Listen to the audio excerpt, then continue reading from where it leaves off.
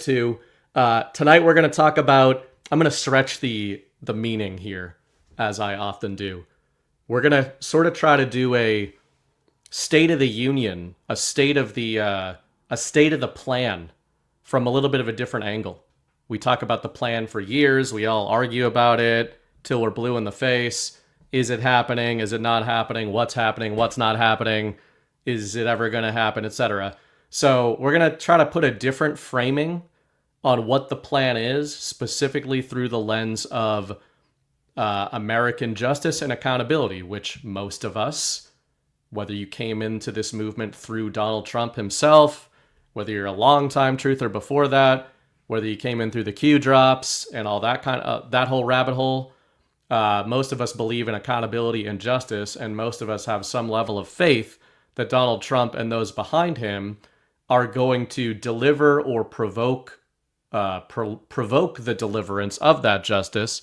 But in fairness, if you were to ask most people in the truth community, like, have we gotten it yet? I think most, even the optimistic ones, would say, not really. But there's been a lot of movement on that, I feel, in 2026. And we're going to talk about that. We're going to take aim at the U.S. legal system, elections, the government, peacefully, of course, and maybe a few more things.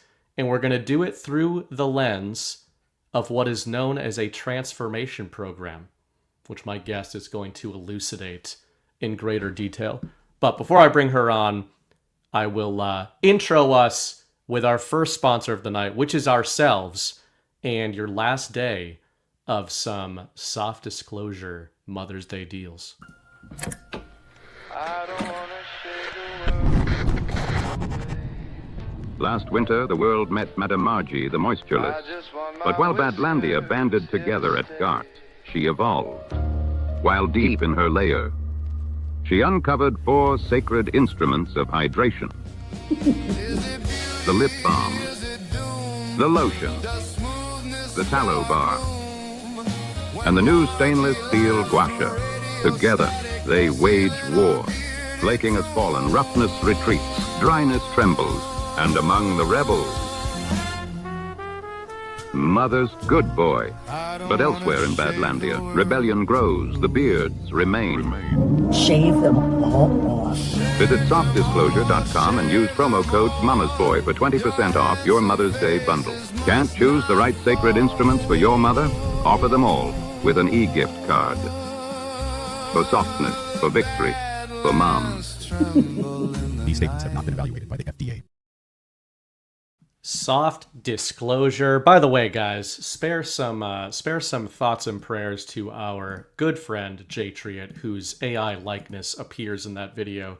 He's just having a bit of a rough time lately. He's okay, but family, spare some thoughts and prayers because Jay's kind of had a little bit of a rough run lately. He's OG Badlander, good friend, and I know a very good friend to many of you who watch the show. So. Anyway, send some of that over there into Marjorie, the moistureless.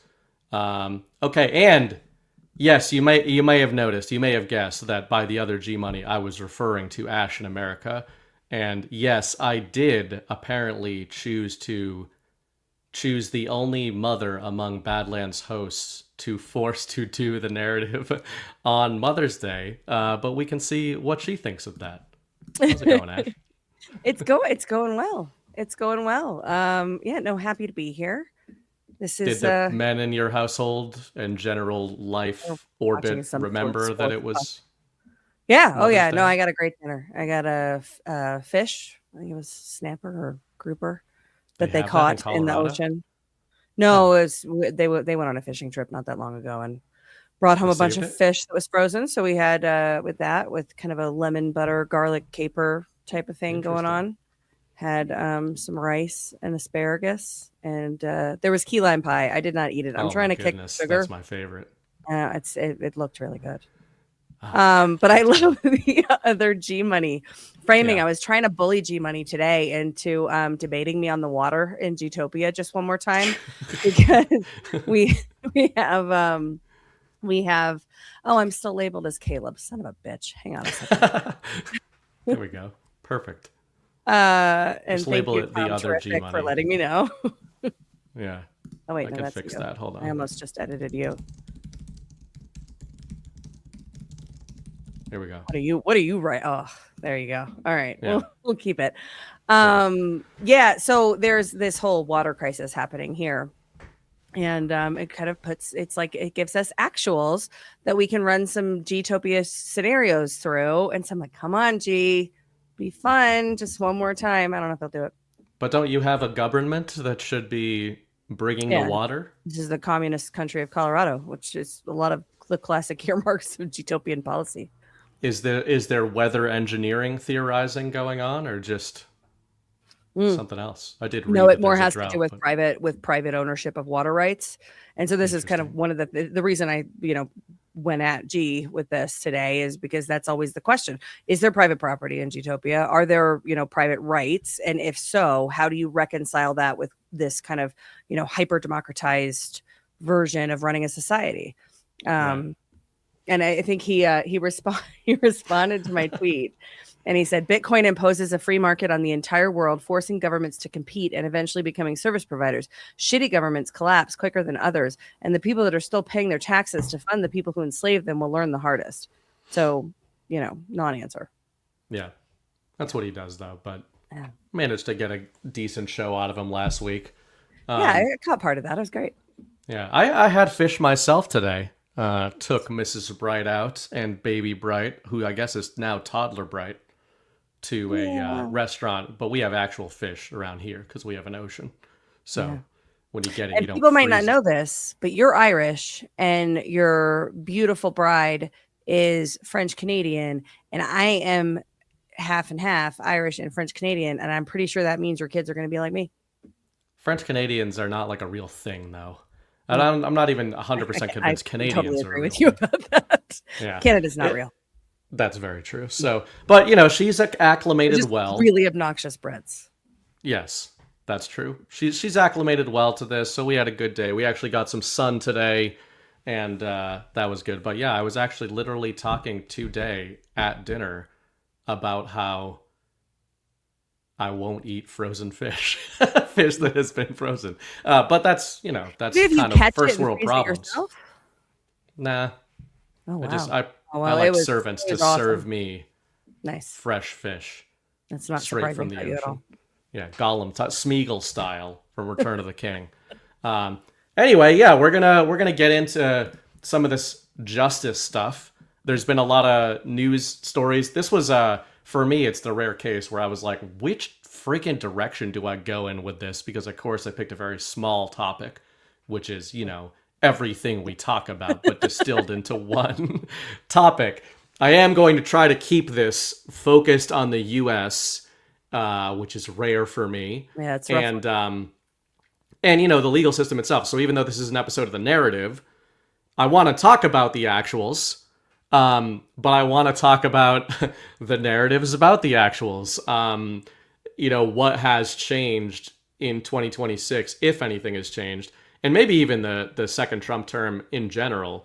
We're going to talk about this whole framework that you bring up a lot called a transformation program. That's kind of going to be our lead-in into approaching sort of a template or maybe laying out a template for the topic. But before that, just as a general intro, you and I did the Blitz exclusive to the Badlands Substack. That came out yesterday.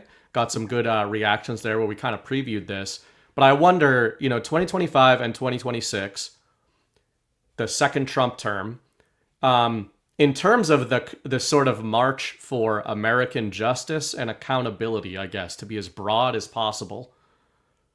How are you feeling about that now compared to as we were entering the year? We're entering the second Trump term. My expectations are exceeded. So when we were doing our election night coverage, I don't know if you kind of remember this vibe, but 2024 election night, it became clear that President Trump was going to win. And then it felt sort of anxious. Like, what are these people going to do? Because we saw what they did in the first term when they lost. And so that was kind of when I said, if President Trump has promised us that we're going to have a celebration of our 250th birthday. Right. It's going to be I mean, the way I remember it, this is, memory bias and everything, but I remember it as it's going to be indisputable that we have a portfolio to celebrate about, where we get to. That seemed inconceivable at the time, right? We were so broken. We're still pretty broken. But that was when I first started. I mean, culture of change has always been about transformation and kind of globalism and how they change the world. So same tactics, same things, but it's inverted now, right? It's Trump is the one with the control, or at least the ability, the greatest ability to influence the institutions. And when we had that coverage, that was when I first started thinking, okay, what would this look like? And in a transformation, so my background in corporate change management for 20 years, transformation program is a very specific thing, and you have to move fast and break things. I've talked a lot on culture of change about high velocity culture change, a Patriot and Pound framework that was considered kind of the Bible of change management when I was coming up in change management, and it's sort of a more acceptable version of rules for radicals. Right? It's if you're trying to move people from point A to point B, you have to be wholly committed on your goal. So you can't allow the noise and the feelings and the pockets of resistance to get in your way. You have to neutralize all of those things. And for the first, up until the second Trump administration, culture of change focused on that being done to us, the people. And This is still being done to us, the people, but kind of the basic premise is we have a starting point. We have somewhere we want to go. And the where we want to go is really important. What is the vision? Where are we going? What are we doing? President Trump has talked about a golden age. He's talked about more fair trade for the American people. He's talked about domestic policies that work for the American people, bringing manufacturing home. These are, sub parts of this kind of golden age goal that he's painted for us. If we're going to get there, we have to first understand where we are right now, which, in November 2024 was a rough place to be. And it seemed, again, like I said, hard to even fathom that we would be able to be celebrating on July 4th, 2026, because it's just 18 months, from the start of the second Trump administration. Well, we can get into what the framework looks like and just generally the same, but to kind of macro answer your question, it is moving faster than I thought was possible. I think that the phases that I would expect to see have happened and are happening. And if you get out of the headline news of it all, right, the emotional reaction to whatever the stimulus of the day is, and you look at the path, kind of, follow the change curve, I'm really optimistic that we are going to be celebrating in, a month and a half. That's funny how you ended that, because I just wrote down a note of trajectory was one of the words I used there. So I want to get into that. And again, the change program, I think is just an interesting transformation program, or change program is an interesting template. That's interesting that you were laying that out or exploring it a lot from the enemy framing, which makes sense. Little anecdote from my Mother's Day, or from Saturday, actually, when I spent some time with my mom. They're liberals, but legacy liberals, sort of. I've said a million times, like Kennedy era liberals, and they don't like Trump and everything, but we just don't really talk politics much anymore. But they know that I'm really into, or was really into, movies and novels and fiction, and so they always make small talk about that kind of stuff. And my brother and I were talking about Christopher Nolan's next movie, which is The Odyssey. And I'm a big Christopher Nolan fan. Some of my favorite movies are Christopher Nolan movies, but I think we're being subjected to a Western humiliation ritual. His last movie was Oppenheimer, which I consider to be a humiliation ritual, even though it's well done. And haven't seen The Odyssey yet, comes out in July, but there's a few worrying signs when it comes to cultural subversion. Number one, Lupita Nyong'o is playing Helen of Troy, who is just an African-looking black woman. Is she been in something else that I would know? She's she's been in a lot of random stuff. She was in some Marvel movies and stuff. But the bottom line is we're going from Diane Kruger to Lupita Nyong'o. Like we're going from In the this. Netflix version. Yeah, basically in a giant $1 billion movie. And then the recent rumor that is not totally confirmed. First of all, Matt Damon, even though he's a good Boston boy, should not be playing Odysseus. Not the greatest casting ever. And then the big thing was there's a rumor that the ghost of Achilles that appears in Odysseus is going to be played by Elliot Page, formerly known as Ellen Page, who is a very small twink transgender from Hollywood. So the memes were running rampant this weekend of Brad Pitt 2005 Troy to Elliot Page 2026 Troy or Achilles. That was wild in the Umbrella Academy when that whole thing went down. Oh yeah, I never watched that. I watched a little bit. I'm trans of the now. Of it. Okay, Yeah. and that was it. I was like, yeah. how we deal with The reason I bring that up in terms of, I didn't even mean to bring that up in light of a transformation program, but that's a pretty legitimate form of it. But the reason I bring that up is my parents, like when they hear me getting into politics or culture, like, which is all the time, kind of like leave the room a little bit so that we don't start arguing. But I was talking to my brother about that, and my mom overheard the Elliot Page Achilles thing and was so pissed. And I think partly she was pissed because they spent so long pushing back against my ideology. And I don't think it's because they think the ideology is wrong. It's because they think the problem is either non-existent or overstated. The problems I would be ranting about for 10 years, right? And before politics, the problem I was often ranting about at my kitchen table 15 years ago was the subversion of Western men and storytelling. And I was trying to explain that this is subversion. This is a structured, pre-planned, and coordinated subversive attempt. Yeah. And it's funny because they never wanted to hear any of that. But on Mother's Day weekend, my mom said, I don't understand, because the Elliot Page Achilles thing is so absurd that like nobody can look at you with a straight face and say, I believe that the filmmaker thinks that this is the best encapsulation of Achilles. The only way you could possibly explain it is to admit that you are trying to deconstruct and destroy the legend of Achilles and Odysseus. So my mom obviously knew that and asked why they would do it. Aren't they going to lose money? Aren't people going to be pissed? And I said, Mom, as I've been saying for 10 years, it's not about money. They're not trying to make money. They are trying to subject the audience to a humiliation ritual via destabilization, which, to your point about a transformation program or a change program, that's exactly what it is. And the reason I had so much trouble coming up with like a framework of the show tonight is because we're talking about justice, and that's the main thing a lot of this community focuses on. But, you know, it all starts in this cultural subversion, storytelling subversion, political subversion, the way politicians speak. I mean, I'm not even that old.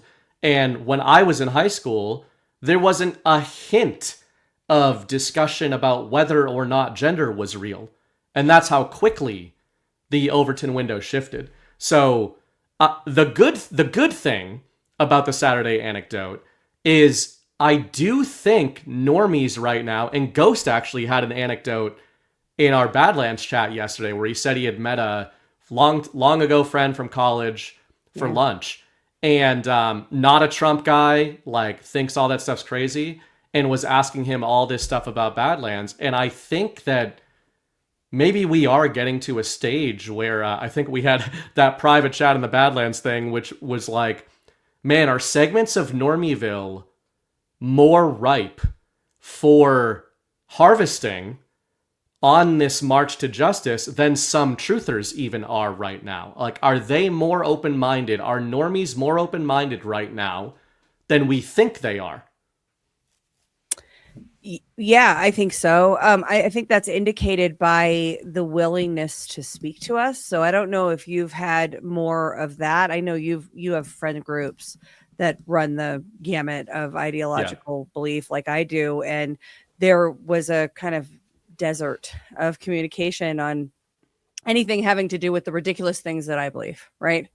But now people want to engage with those ideas. You know, people have questions, and that's encouraging. I think that the humiliation ritual, I mean, maybe Burning Bright, they're trying to say that literally the strongest people among us are the transes, and their you know, fatal flaw is what? I don't know which way they're going to go with the story, but I'm intrigued. I'll probably watch it.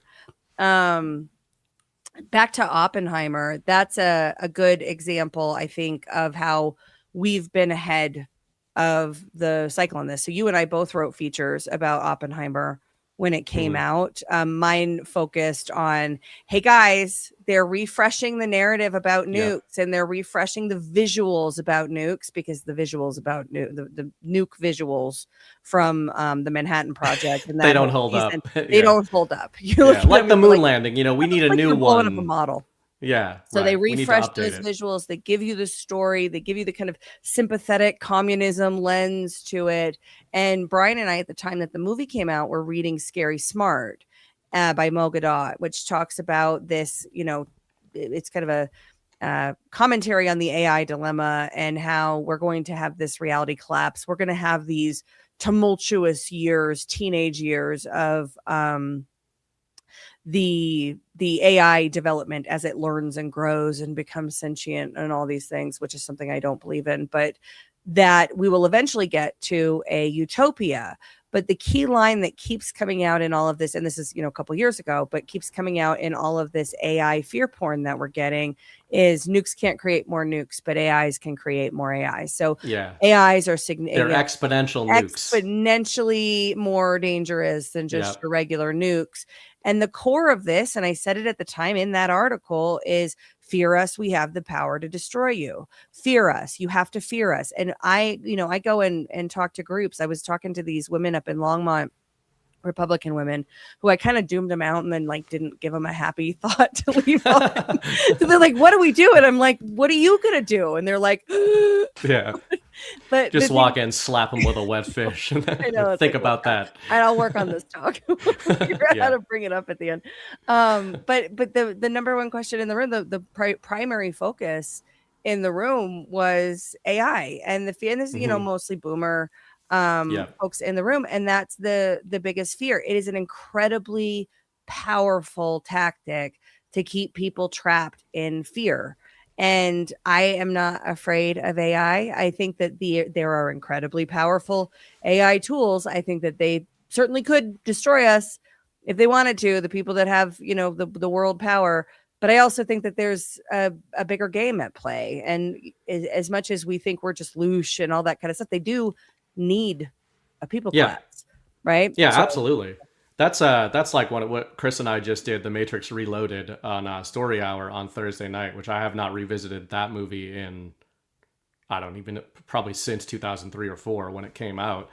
And those sequels hold up way better under the framing that we talk about. They were kind of belittled at the time, including by me, the sequels to The Matrix. But man, that's one of the great sort of examples of the machine needs the people, or else it wouldn't try to attain power in the first place. One of the things I've said in my writing for years, through the lens of the good guy side, is that you are the patriots, or sorry, we are the power patriots are trying to project. And it's kind of like a reminder, both to remember your own strength and sovereignty, and to not take half measures for an answer. You know, often we kind of get a lot of flack for seemingly pushing back on intra-MAGA or intra-truth community narratives, but it's really because we're rallying around that. Like, what was the American experiment? What is the first principle of being American, etc., or being human, besides being American? But yeah, in terms of the change program and everything, or in terms of the subversion, Oppenheimer's an interesting one, because this is why I start all my analysis. Maybe it's instinctual because I look at macro narratives, or I just see them. I see everything in terms of macro narratives and pattern recognition. And the Oppenheimer thing I was writing about at the same time you were, And for me, it was the same of they're spinning up a new narrative, but I consider it an encouraging reverse indicator when I see the enemy putting out there what they are afraid of, or what they want us to be afraid of, because in so doing, they are revealing what they are afraid of. All you have to do is invert that, right? So for the whole nuclear thing, I wrote an article in 2024, Amerigeddon, and my article about the Oppenheimer movie was called Hegelian Hydra. And it was this whole idea that they've lost control of their fear engine. They've lost control of their fear narrative. And besides what you said, which is that the effects and the footage from the 30s and 40s just don't hold up anymore. They don't scare anybody when you're like blowing things over on a diorama and everybody can tell it's a diorama. Yeah. That doesn't scare anybody now. But a Hollywood movie doesn't really scare anybody right now either, because they see it as in the realm of fiction. So I think they've realized that the nuclear template of scaremongering isn't working. Yeah. And I don't think the reason it's not working is because everyone all of a sudden has agreed they're fake. I think that's only like me and Chris who like know for a fact that they're fake. No, obviously we assert that they're fake. Nukes? I think nuclear weapons are fake. I do. Rather, I think that nuclear-powered weapons are probably real. I think an atomic bomb is absurd. But you don't have to run away if that upsets you, anybody watching, because my point is that I don't think the reason that narrative has lost its bite is because people think that. I actually think the reason that narrative has lost its bite is because I think the enemy used to program fear or deliver fear through binary framing. So, the Cold War. What was the fear in the Cold War? That the Russians are going to nuke us, right? What was the fear for the Russians? That the Americans were going to nuke them. Well, that fear is a binary. Either the Americans do nuke you, or they do not. Either the Russians do nuke you, or they do not. So, every year that goes by without the binary end state of a fear narrative occurring automatically inoculates more people to it. So when they're first, fear-mongering boomers and then even Gen X about nukes are going to get you, by the time they got to my generation, we were like, yeah, I know, I've seen all my dad's movies. I understand that you guys have been saying this every day for the entire century. And I also understand that nothing has ever happened. So I'm not really sure what I'm supposed to be afraid of. Either it happens and we immediately get vaporized and there's nothing I can do about it, or it doesn't happen and nothing changes. And to your point about AI, I think they're rebranding and pivoting for two reasons. Number one, they fear the advent of AI or losing control of the advent of AI. And two, it's a more effective fear narrative, partly because it's new, but more so because it's iterative and exponential.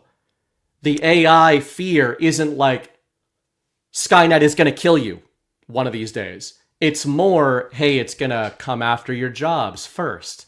And then it's going to make you question reality. And then it's going to make everybody question religion. And then it's going to start messing up the economy. Then maybe it will be actually kinetically dangerous. So I think it's like a more clever framework for fear narratives, because it's not just they're going to hit you with a bomb or they're not.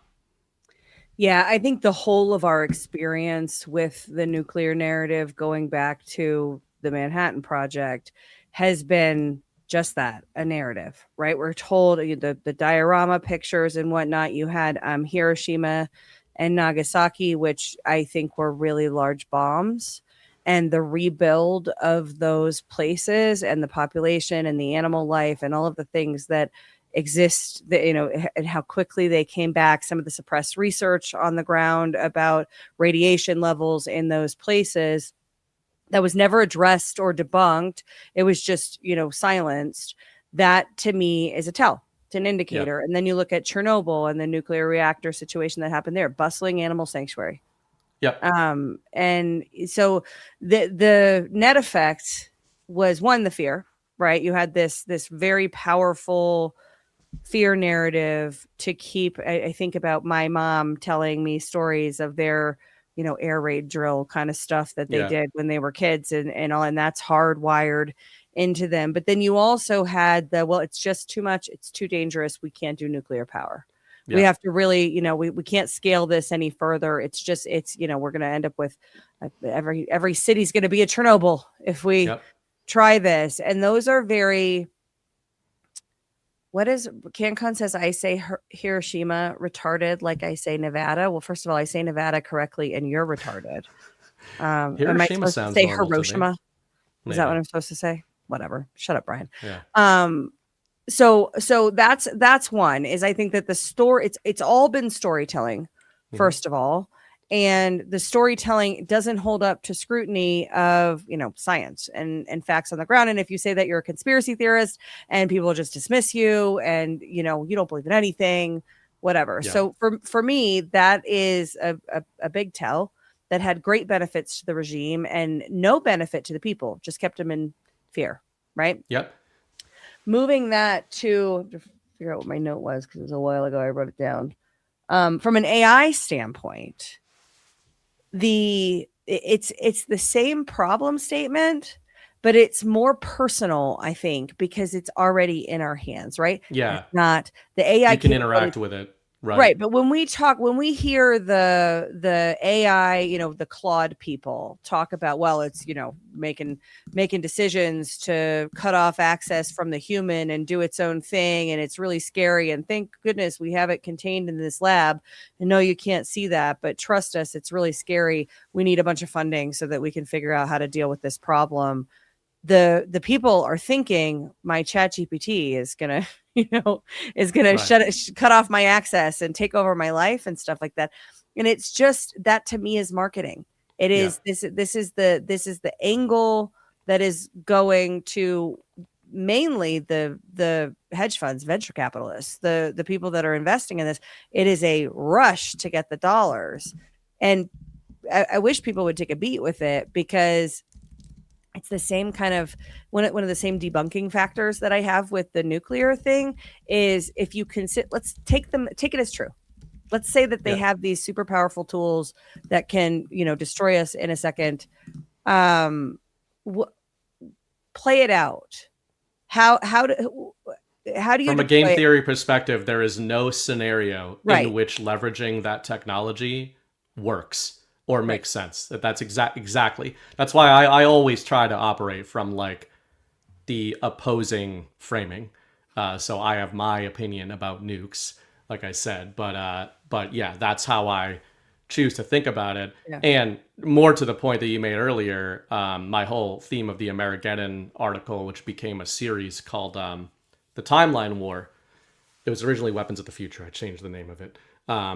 But that whole theme of that series is about what they basically stole from us, the future that they stole from us. And a lot of that, I think, started with the nuclear fear-mongering.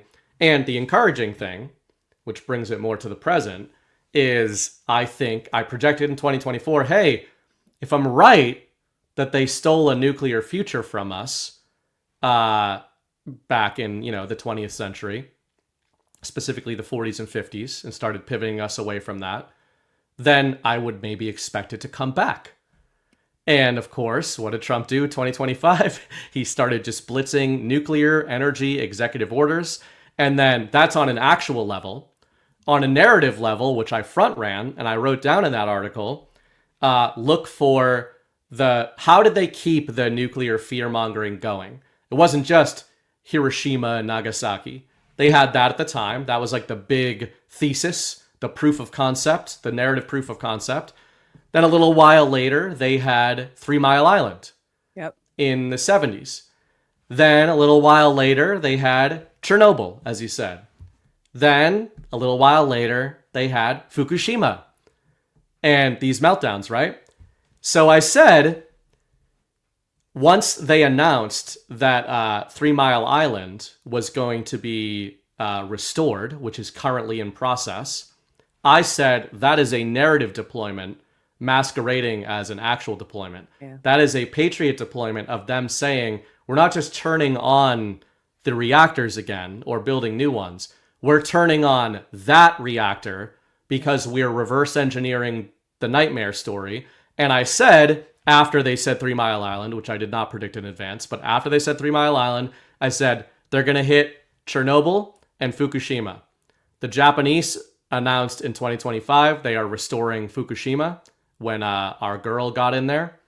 And the latest news, I think this was last week, the U.S. State Department announced that they are going to co-fund the restoration of Chernobyl with the Ukrainians as part of Ukrainian reconstruction. So those are the 3 fear narratives around nuclear that are all being turned back on. And what has Donald Trump called his technology push and his energy push? The new Manhattan Project. Yeah. So while some people are like, "Oh no, that's terrible," I see it in the realm through the lens of narrative warfare. I see that as a shot across the bow of Trump basically making good on that promise and saying, "We're going to take your nightmare narrative and we're literally going to reverse it plot point by plot point." Yeah, I think of so it wasn't just the government atrocities, right? The very real stories that our foreparents were told about. It was also in the media, in the entertainment media, movies, and it was in the classrooms.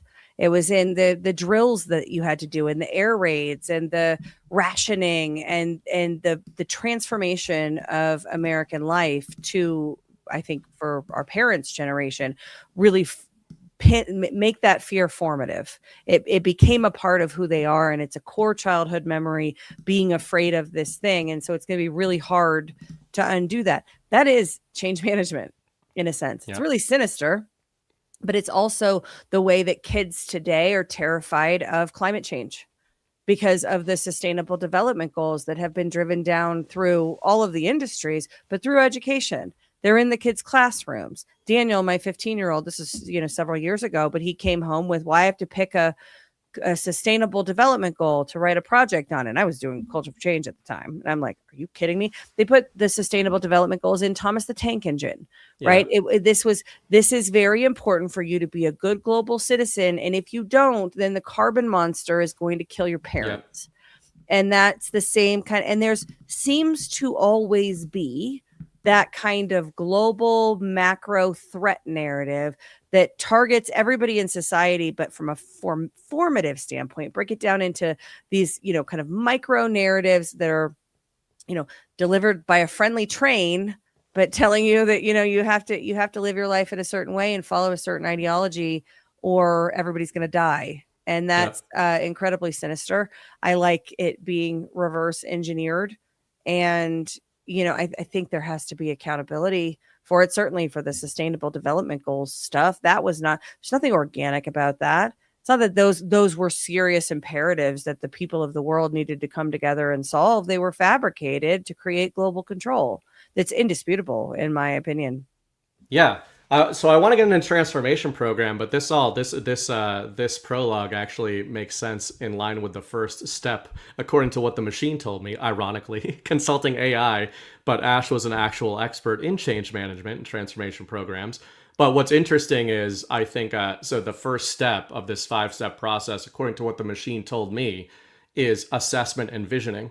And what's interesting about what we're talking about, it's like, what is that? How do you assess and envision things? These are narratives. Whatever you're talking about, whether you're talking about a company restructuring, a societal restructuring, or deconstruction, bad or good, you're talking about laying out a vision, imagining where do you want to go, and how do you start telling the story to get there.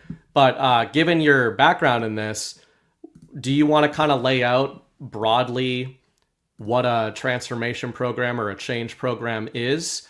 And then we'll kind of get into, as you've laid out, I don't think anybody would argue with, we have been subjected to a macro change or transformation program. When did that start? Was it 1913? Was it the 1800s? I might be able to argue that with the Civil War. Is it a cycle of change programs? Nobody would probably argue that we've been subjected to these, but I think what we really want to focus on in this episode is our reverse engineering, as you said, the fact that it seems like there's good people that we talk about a plan. Well, that plan has to have a process. And I don't think either of us is claiming that the Patriot plan is literally following a 5-step process of the change program, but I thought it would be an interesting template to look at because it's such a macro topic. And so, yeah, if you want to take it away and tell us how are these structured, and do you think it broadly fits what Trump and or the Patriot plan is to reverse a lot of this stuff? Sure. So in my background, looking at a transformation program would be a massive project. These are multi-million dollar, we're talking Fortune 500 companies, global corporations.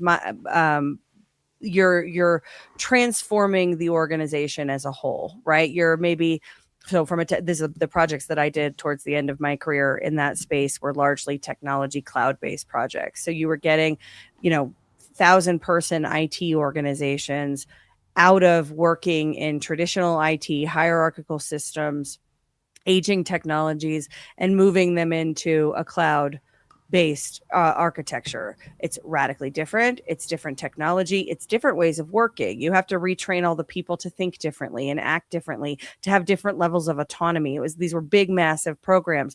The program itself is multiple work streams, right? You've got technologists working on. My space was in the people. That was what that was. All of the projects that I did were focused on moving the people from point A to point B. So that starts. Is an organization all? Does everybody know that they are in the midst of a change program, or is this kind of like a top-down thing? So it's a great question. So in the phasing, and read off the phases that you had pulled. So the phases, according to the machine, it told me transformation programs have 5 broad steps. Step 1, assessment and visioning. Step 2, planning and mobilization. Step 3, design and blueprinting. Step 4, implementation and execution. Step 5, sustain, embed, and optimize. Right. So the first step, which we would have called in my world, setting the vision, which is kind of, aligned with, where are we going? What's the goal? Auditing, basically. That everybody does not know about. That is done by a very small group of people. It is highly NDA covered. It is, back rooms with special key card access depending on the type of project, right? And this gets into that insider trading story that I think is going to come up a little bit later, and how I think it's absolutely ridiculous that these are rogue lawyer people. So it is a tightly held objective setting session, and you need to get your core group to, this is your C-suite in a business environment, or, key leaders. Everybody's aligned on where we're going, right? Yeah. So there's some sort of assessment of we're not there is a problem. Yet. Yeah, okay. Maybe a problem, maybe just an opportunity, right? So I think about outsourcing and offshoring. The decision that we're going to build a captive and we're going to move, 1,000 American jobs into this captive in India. Nobody's involved in that conversation until, and this is a good example, actually, we'll use this example of the outsourcing and offshoring. The decision of we're actually going to go out, we're going to build a global delivery model. We're going to take a significant number of our US talent and move it overseas because the labor arbitrage is so great. It's, $50 an hour versus $250 an hour per resource. We have to do this. We're definitely doing it. Here's what we're going to do. That's a very tightly held conversation. The next step, which I think you had something called something with alignment in there, right? Planning and mobilization. So the second step in my world is leadership alignment. You have to get the people that actually have your vertical heads, the functional heads, the people with influence. You're putting together people. We're going to need these people on our side if we're going to build this captive.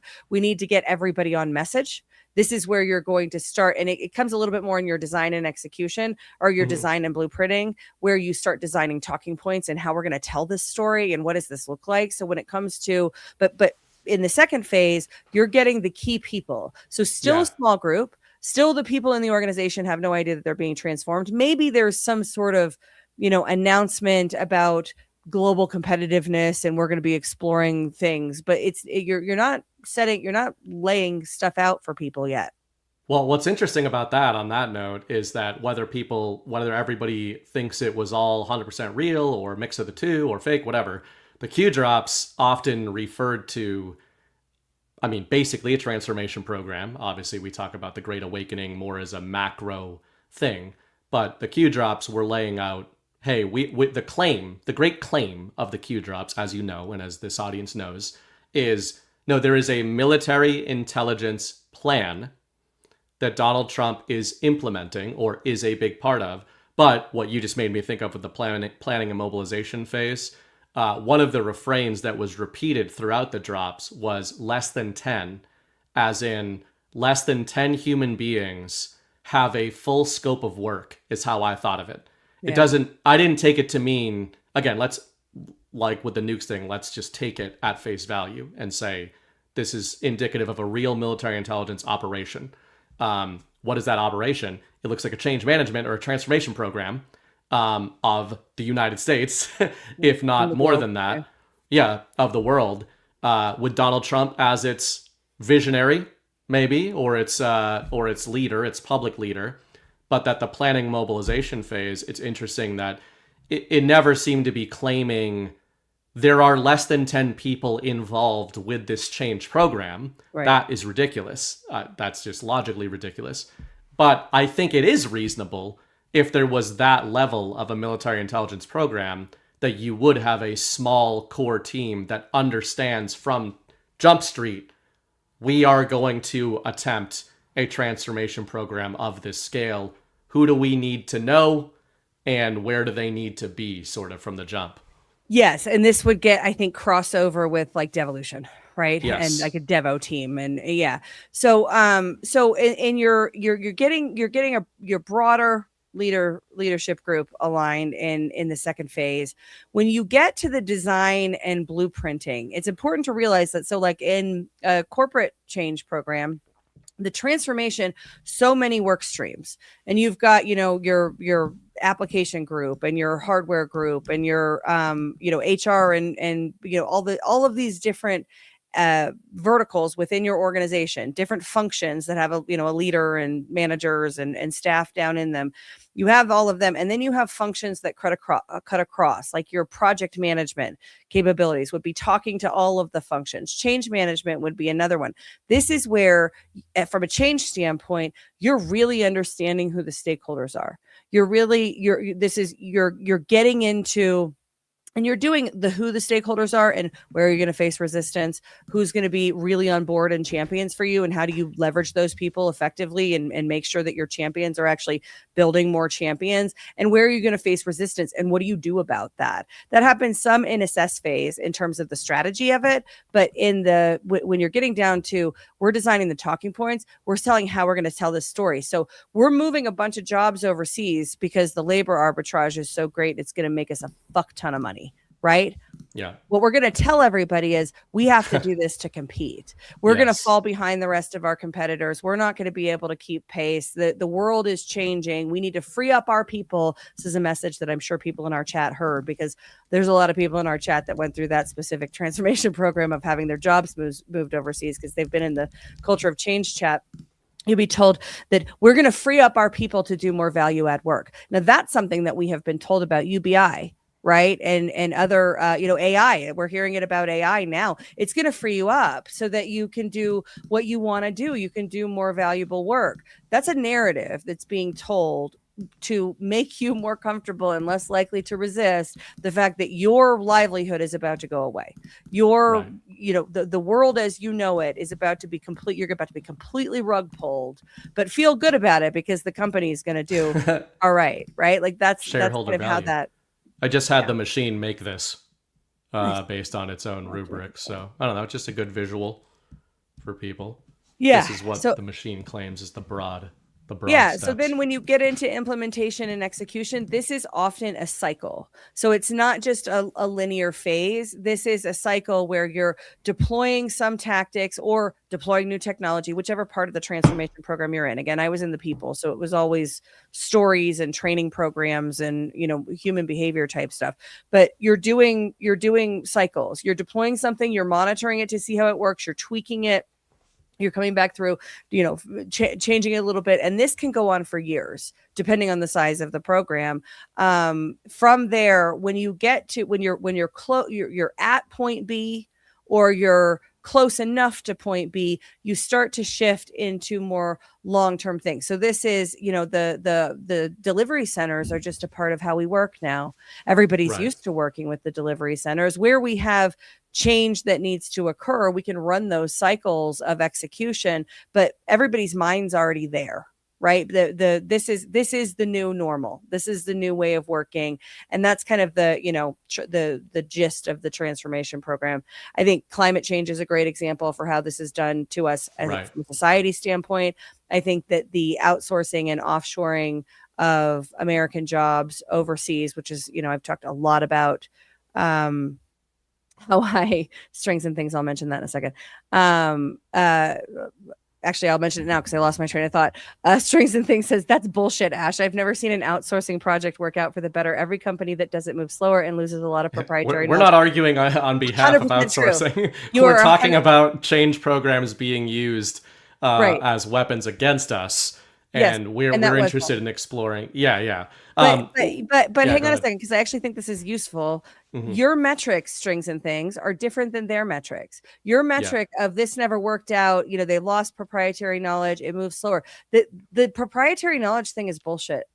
They say, well, you have to train your replacement. You have to train all the Indians to do the work that you do. What happens when those jobs go overseas is they get broken up into the smallest component parts, and they're done by teams of people. You couldn't bring that work back if you wanted to. The knowledge transfer itself is a change tactic to make the, you know, remember how in Office Space, they always fire people on Friday because it's less disruptive, right? Yeah. The knowledge transfer process is sort of kind of like that. It's to make the transition a little bit. I'm not saying in every instance, right? I'm sure there's times when the proprietary knowledge is important, but for a lot of the BPO and IT outsourcing projects, the way that you do it here in America is irrelevant because they're going to do it more efficiently overseas, and it looks totally different. Yeah, we talk about first principles a lot here, and this isn't necessarily first principles, but it's a template. It's a logical template. It's a framework.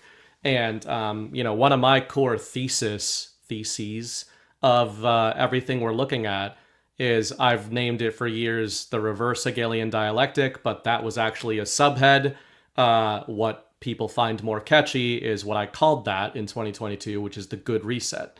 But the subhead under the good reset was the reverse Hegelian dialectic. And what I was explaining there, or what my theory was, okay, the enemy, the deep state, the globalists, the communists, whatever you want to say, whatever boogeyman you want to use, the system, the matrix, we recognize that for all these people are stupid refrains in the truth community, which I think makes sense in micro examples, the system is not that stupid, and the people who designed the system, or the deep state, or the communist global system apparatus, etc., are not that stupid because they've kind of won the last couple centuries. They've guided humanity into a bunch of world wars. They've killed hundreds of millions of people. They've wiped out entire generations of warfighting men so that they could then subjugate everybody that they left behind. Like, they have done this in cycles successfully for a long period of time. And I'm just talking about a snapshot of American history, recent American history, going back 150 years. Like the Civil War felt like a turning, and there was all this shit before then, but from the Civil War and on, they've been doing this. So they have a system. The system has a system. All the systems within the system have systems. Yeah. And these systems function on templates. So one of my the kernel of that thought back in 2022 was I was, because I'm obsessed with narrative, I had noted a pattern with Donald Trump at the time, which was Trump, while we view him And while his supporters view him as, I would say, very optimistic and positive, like the framing, the branding of Trumpism, even a lot of his detractors would probably agree that the branding of Trump, what was so different about it was it had this American optimism and pride really baked into it from the beginning, right? Make America great again, of course. But where that differed from Obama is Obama was like, America is bad. We need to go into a different direction. We need a change program. Trump was saying America used to be good, and we should bring that back. But the pattern I had noted was that he does always highlight a problem, and then he engineers a reaction to it using like very bombastic narrative, and then we are guided toward a solution. That's the Hegelian dialectic. That is literally what the deep state uses. But again, the deep state, the Hegelian dialectic is just a framework. It's a template. So why wouldn't they use it? Why wouldn't patriots use the Hegelian dialectic? I think that more is focused in the realm of narrative, which is why I tend to use that a lot. The solution phase is more actual based, but problem and reaction phases, those are mostly narrative. And then the actuals kind of come on the back of those things, which we talked about last time you were on the show. But I think this framework is interesting to look at. You talked about it from the perspective of enemy systems use this, and another refrain I use in my writing all the time is the micro is the macro and the macro is the micro. If it works, if a template works on a micro scale, it works on a macro scale. And if it works on a macro scale, it works on a micro scale. And I think probably, whether patriots want to call it a transformation program, they've all but named it that. They've named it the if you include Trump's refrains, if you include the deployments from the Q drops and everybody kind of in the Trump orbit over the last decade, they have essentially named this an American transformation program. They've said we're going into a new golden age, make America great again, like we are in a big phase shift, and this never would have happened without us. So I think it stands to reason that they would be using various templates, and probably looking at the terminology you used earlier is reverse engineering. How did we get into this problem? How did we get into this end state, basically? And how do we reverse engineer that to get out of it? They'd probably apply something somewhat similar from a framework perspective as the enemy did in the first place to get us here. Yeah, I agree with that. I think I love what you said about the dialectic is the dialectic. It's neither good or bad. It's how it's used. Because I feel the same way about change tactics, and particularly the high velocity culture change tactics that I said are kind of an inverse or a more acceptable version of rules for radicals. They target human behavior. We were talking about this on the Blitz on Saturday of the fourth turning, and how there's this kind of seasonal nature to humanity. They theorize in the book that there's a seasonal nature to humanity that kind of goes along the good men create good times create hard, weak men create hard times create good men. And that is the seasonal nature of human existence. The book goes through all of the centuries of recorded human history and makes their case for it. Bride and I did that on book club. I'm not convinced of it, but I don't throw it out because I think it's an observation of a pattern at the very least, right? So if we're trying to be scientific about it, it is difficult to argue with it from a very big picture perspective. Yeah, and I think that all of the things that are in our creative world have kind of cycles of their existence, death and rebirth cycles of their existence. And it's not outlandish for me that us being created as well would, follow a similar path. That being said, the real core is if you know that, if you're a global central planner or, a family with hidden knowledge, or even just the people with the highest level of classification, right? Clearance. Yeah, right. Then you could ostensibly hijack it and use it to your benefit if you know that people are being led towards a certain season of the mind, right? Yeah. And that you can guide and direct that. And I think that is very possible.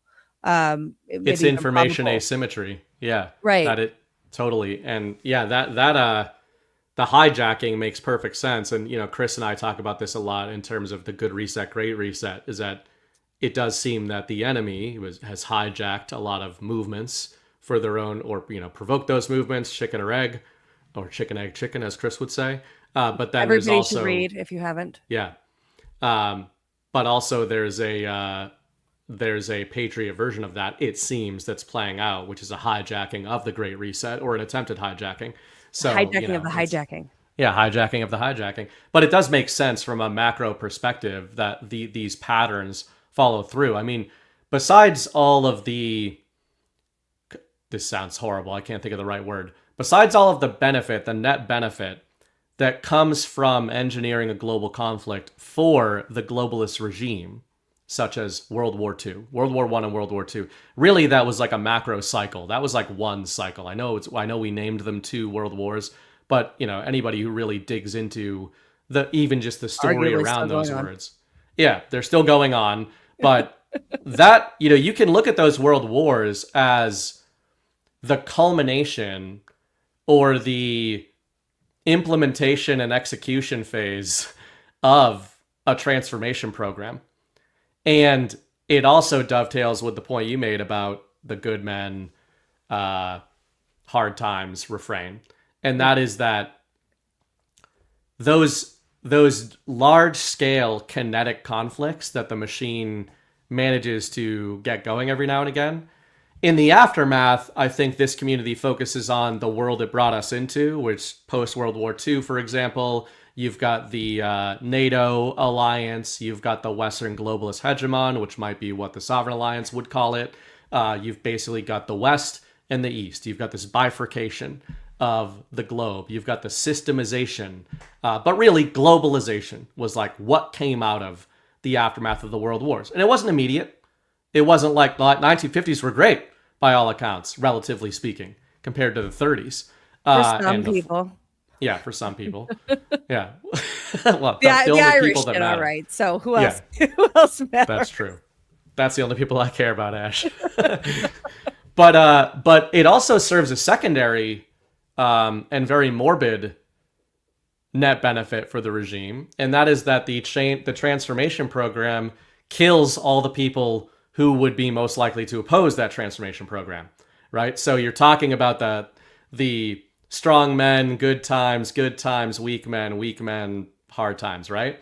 So that's a cycle. Let's just say that's a natural, just first principles, makes sense. It sort of just works. Seasonal nature of man. If they can accelerate that cycle by killing all the good men, or the strong men rather, then I think we get two sort of refrains or 2 conclusions on the back of this. One is the black pill, the other is the white pill. The black pill is that this is a cycle from which we have not been able to escape. It's a brutal cycle, and it's one that keeps going. The white pill of these engineered conflicts is that it's not a natural cycle. Because if it was a fucking natural cycle, they wouldn't need to engineer world wars to kill all the strong men. So while I agree that it makes some sense, this refrain of strong men, good times, I believe in my heart of hearts that is an inversion. I believe that is at the heart, like the bedrock of what the system has convinced us. They have convinced us that, and this is where I war with a lot of like evangelicals, and I don't even know if I'm using the right terminology, but you know what I mean. Fanatical people I would consider to be fanatical evangelicals, and about baseline human nature. And we don't have to debate whether or not humans sin. I agree with all that, but the way some people frame these things is not just that humans can sin or do sin, but is that some people frame it as humans are inherently bad.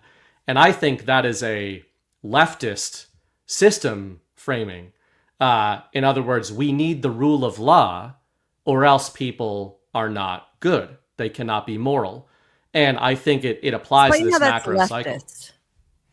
Explain how it's leftist? Yeah. Because that relies on morality being a top-down systematized function that is applied to people or that people learn. And that is a leftist systemite framing because they believe that morality is derived from authority rather than emanating from God or from within a person who just feels good. This is the debate at the heart of The Watchmen, where Rorschach dies at the end saying, never compromise even in the face of Armageddon, or moral absolutism versus relativism. People who believe that morality is codified in law, or rather, that it emanates from law, are essentially saying that there is no such thing as morality, in my view, because it has to be codified. And I would apply the same thing to the good men. If strong men create good times, and if good times create weak men, why do they have to kill all the strong men every time we have good times? Right? So- Why not just let the cycle play out? I'm not saying this is fact, by the way. Sure. This is just what No, it's really good. So I think from a Christian worldview standpoint, just to go to, are humans good or are humans bad? Humans are created from a biblical Christian worldview, created in the image of God, fearfully and wonderfully made, uniquely knit together in your mother's womb. When you are born, you enter a fallen realm, and you can't escape it. You can't be what you were created to be in this realm, because every human sins. The only human that walked the earth that didn't sin was Jesus Christ. And so it's both. Mhm. And the idea of the redemption salvation of Christianity is that you can get out of you can be reconciled to God out of this fallen realm. You're not gonna become sinless until you're out of the prison planet. This is my framing, not the Bible's, Yeah. by the way. Right. But that's kind of so it's not a hard and fast, all humans are good or all humans are bad. No, I agree with that. I'm saying Yeah. I think that's how some people interpret and communicate that, which I Right. think creates. I Or there's that whole weirdly think. self-righteous, Well, and it's not Yeah. even. I don't even mean to say like pick on evangelicals or whatever. I more mean I think that's leftist thinking, because I think it ironically outsources all responsibility. Even though that's not what they think they're doing, evangelicals, they think they're being like very godly. But I think that it's basically suggesting, unless you follow the teachings of Jesus Christ directly, you could not even figure out that you are sinning. And that's why I actually think the framework you're laying out is better, because the to Bible me, says that you doesn't have make any that sense. internal. Exactly. That That's internally my know. point. Yeah. Yeah. So Yeah, if I you think that- go ahead. right. So I think that applying that to the reason we got on this, which is the strong men, good times refrain. I think the key part of the dialectic that I doubt is the good men, man, too many of the same words, is the good times, weak men refrain. I'm not sure. I used to agree with that and be like, that makes sense to me. And as Mrs. Bright said in the chat, I use that cycle a lot. I talk about that a lot.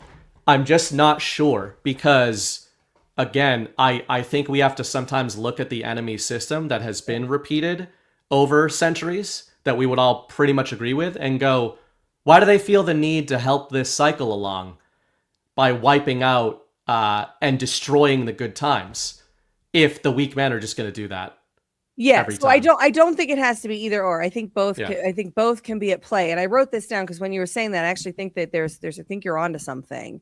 That the good times, weak men, weak men, bad times, good men, etc. refrain. I think what you were saying is that it is a narrative to explain that what is actually coercive control is organic. Yes, that's a Right, yes, yeah. exactly. So Yeah. I think it basically we're talking about transformation programs, But and I don't that's a better think way to put that it. the underlying seasonal nature of man has to be untrue for that to Yeah, be true. I would right? agree with that. Yeah. I would agree with that. And maybe the way that we can fuse these is I think it is a transformation program that, as you just pointed out, takes away the sins of the system and implies that this is the seasonal nature to humanity where they will destroy themselves. We see this in all leftist science fiction that I grew up on. Because the Humanity is seasonal doomed nature, to... just for folks that haven't read The Fourth Turning, the seasonal nature says there will always be a crisis event. You're going to get to this fourth turning, or the fourth turning, and you're gonna end up with a crisis event. Usually, it's a world war.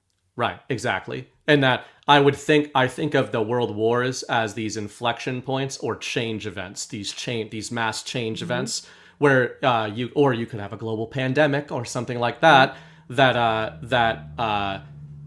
acts as a line of demarcation where they can say, polycrisis, there you go. 9/11 is an actual one, a great one, whereas only 3,000 people died, right, quote unquote, in terms of the world population or the American population. But the story, there is a before 9/11 and an after 9/11. There is a before World War II and a Holocaust and an after. And pandemic for sure too. Right.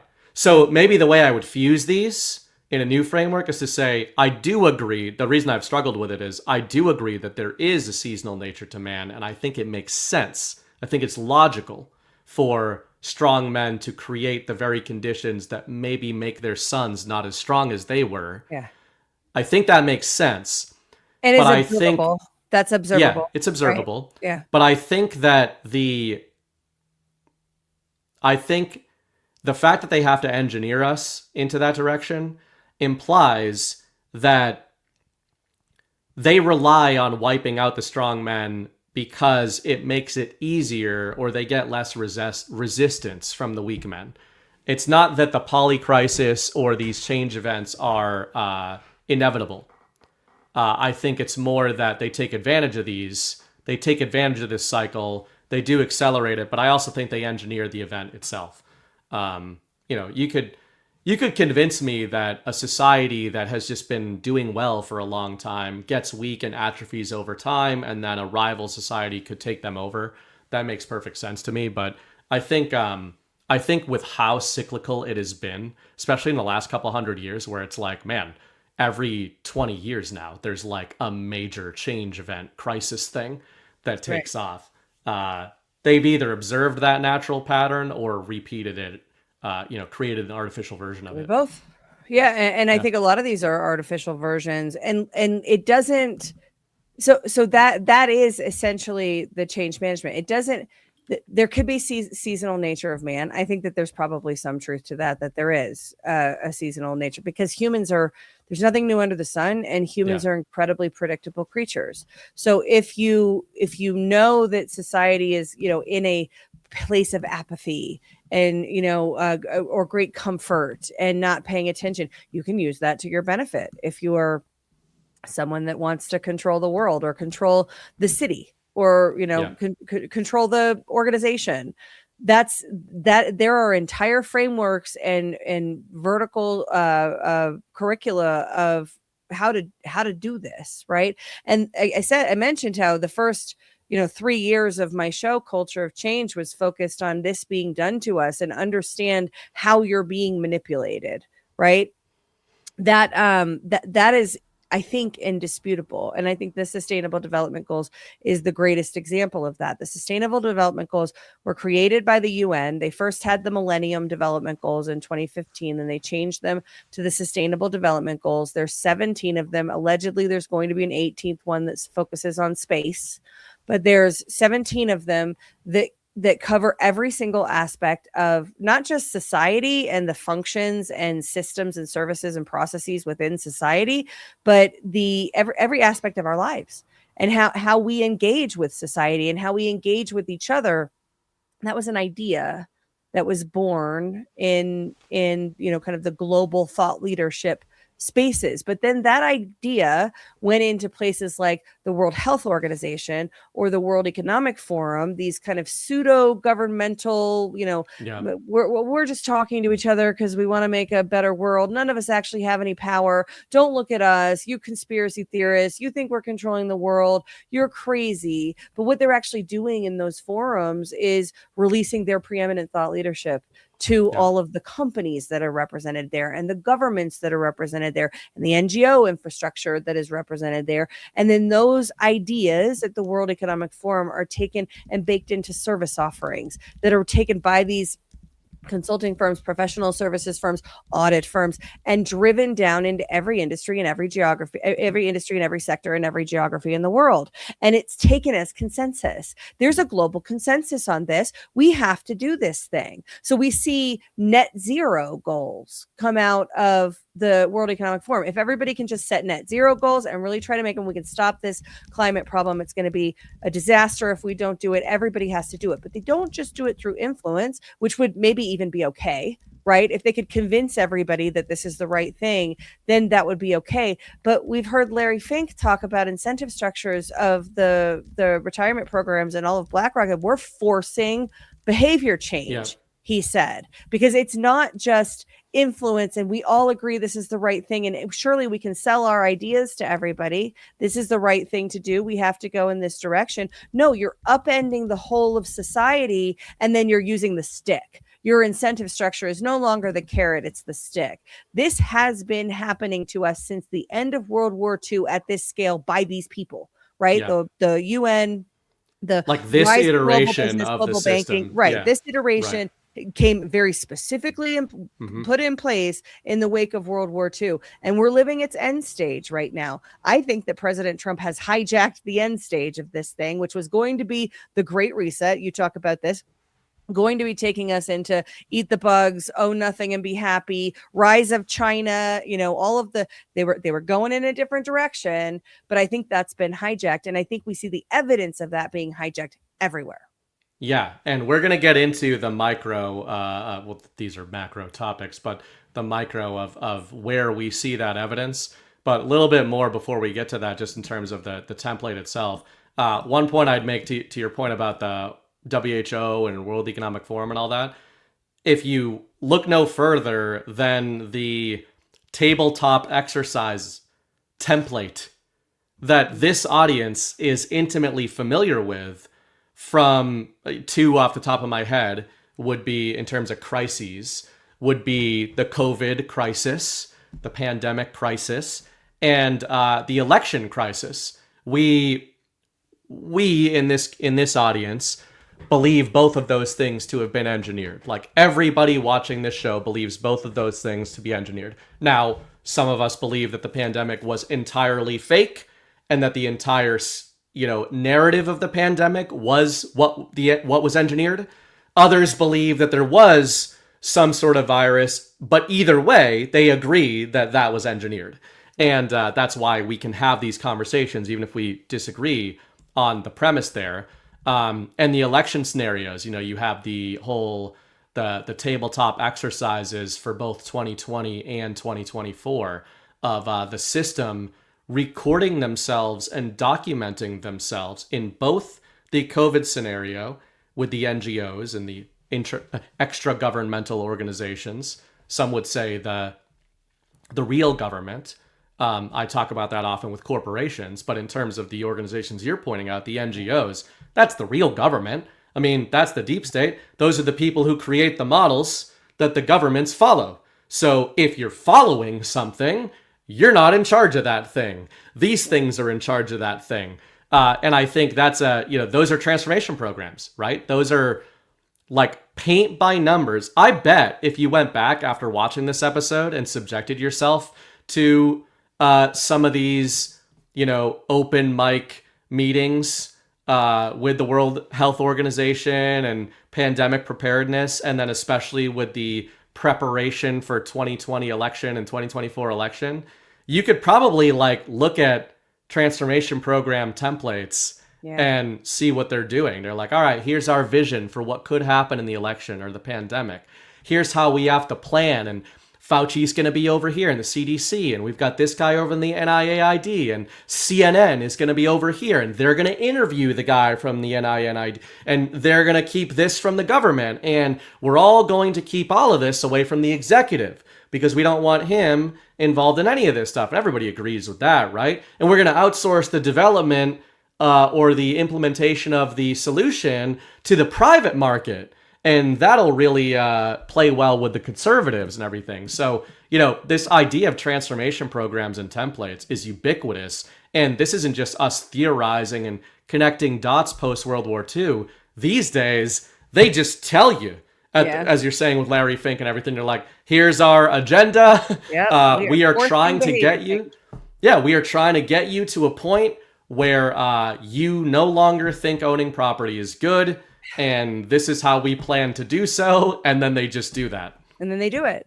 Yeah. And if you mention it, you're still a conspiracy theorist, even though they just said it like out loud. I am kind of two minds about where we are. And you'll love this, I think, about where we are in this program, because we've kind of been talking about, okay, Trump gets elected and gets into office in 2025, right? January 20th, 2025, takes the oath of office.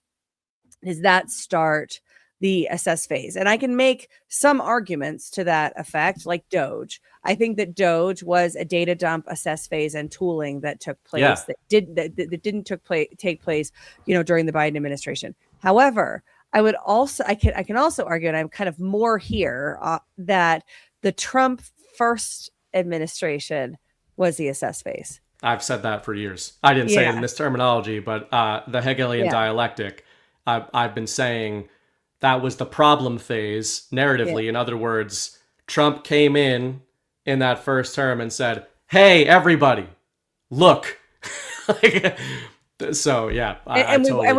We watched that, what appeared to be an organic reaction from the regime, right? Freaked all the way out. Yeah. Through everything that blew up every standard and norm and tradition and the way we treat, presidents and all of these things that were untouchable lines, couldn't cross. We're not that, right? But then when Trump came in, the reaction, I mean, that was one of the first things for me was the reaction. He made all the right enemies and people freaked out overnight. It was an instant thing that all of a sudden he was the worst person on the planet and we all had to fight him because he's a massive existential threat. And part of that could be a sting, right? I think it probably was. I have a hard time believing that whatever happened on 2016 election night, which we're told turnout overrun the fraud. She wasn't supposed to lose. It was 99% to 1. There was no possible chance that she was going to lose, which if we're talking about an organic election of the will of the people, well, that can't be a thing, right? That's, you never know what's going to happen in an election, but they had it wired is the kind of where my head is at with 2016 election. She was not supposed to lose. He did. And they had a very authentic reaction. Yeah. That. I totally agree.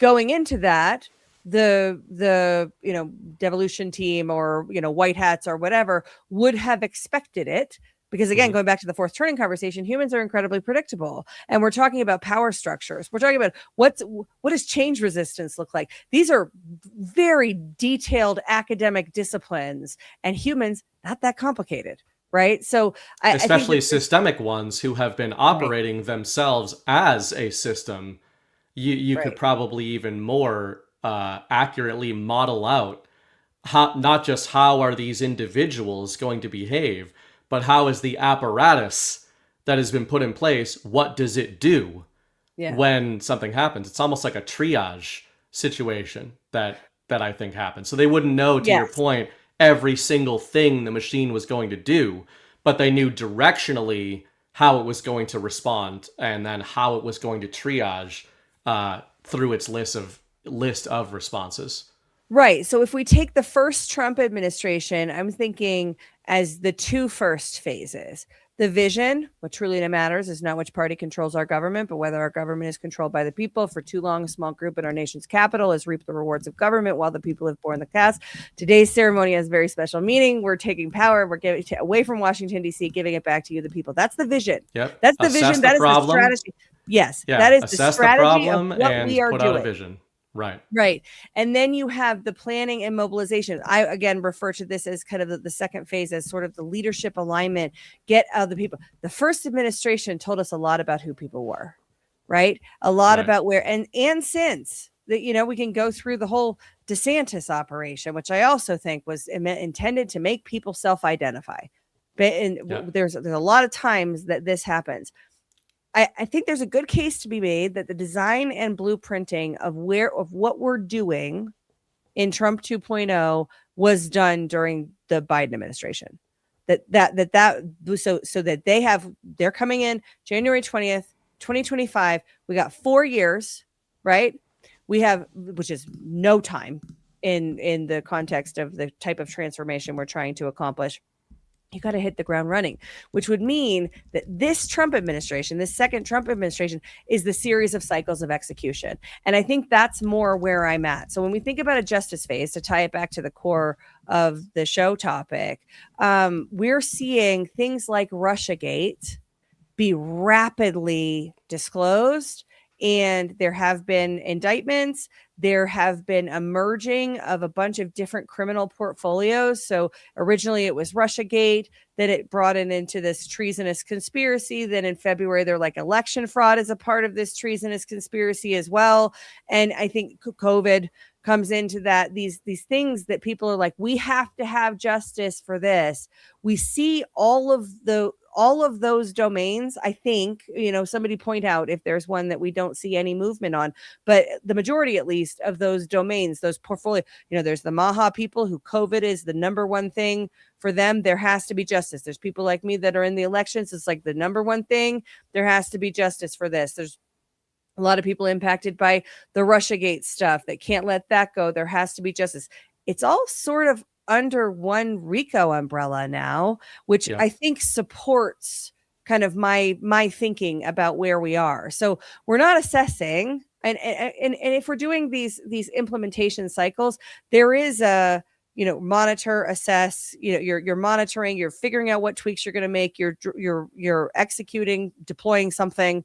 Narrative, technology, whatever, then you're monitoring it, and it's very cyclical in the implementation and execution. It's very agile. If folks are familiar with agile or a DevSecOps kind of methodology, you're kind of constantly in this execution phase.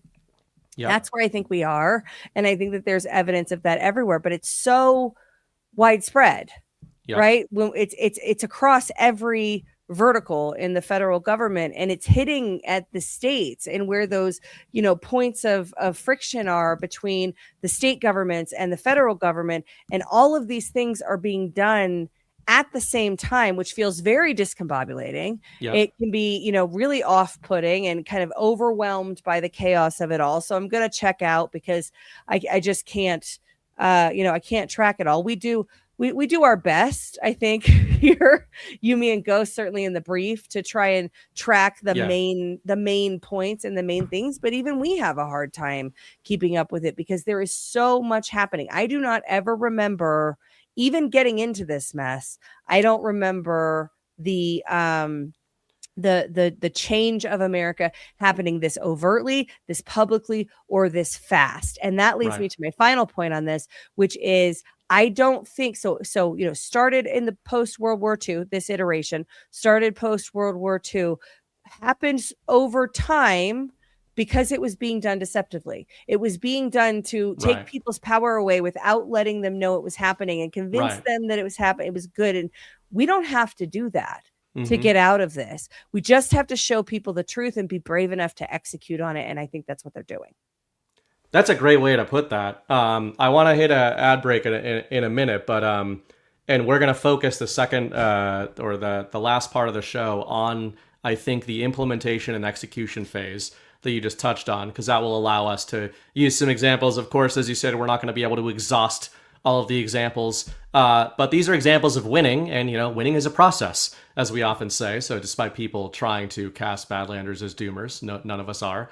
We're going to talk about that's always so crazy too. You are the most optimistic person I know. It's people that are so retarded. Crazy when people say that you're a doomer. Yeah, it's the type of people that use scare event in True Social posts every 3 days for different narratives. Yeah, it's fucking retarded. But anyway, it's because none of these people understand any of these things. Their eyes would glaze over if you showed them a chart like this that is very simple. It's made for little babies. But that's why we're using it. But we're going to get into the implementation and execution phase. But my point before we take a little break is I totally agree with you on the first 3 phases. assessment. Trump comes in, assesses the problem. And when I say assesses, I think on an actual level, whoever's behind the plan knew what the problems were, right? The assessment, I think, though, to your point, is very public assessment. Trump came in and publicly assessed the problem in front of the American people. He also laid out a vision for the future of where this transformation program should go. I don't think anybody would disagree with that. Step 2, planning and mobilization. I think a lot of that was done probably privately in terms of the literal plan we're talking about. Mobilization, though, I mean, on an executive level, on a white hats level, whatever, it was probably happening. Devolution planning, as you pointed out earlier. You know what mobilization makes me think of, though, is the Q drops and the truth community. And even if you didn't come into the truth community or through the Q drops, the MAGA base. Donald Trump mobilized a movement, a mass American cultural movement was mobilized leading up to and during the assessment and visioning phase. So it's not just Trump. It is tens of millions of Americans getting active and starting to mobilize. Yeah. And then design and blueprinting, I think it's a good point to bring up the Biden administration because, yeah, I think it's, I think the plans, again, on the quote unquote white hat side of things, they probably had most of these set in stone. But for the American people, there was a lot of being forced to pivot and react to the sort of things that were being revealed under Biden and getting the rapid mandate cultivated for changes in election systems and everything else.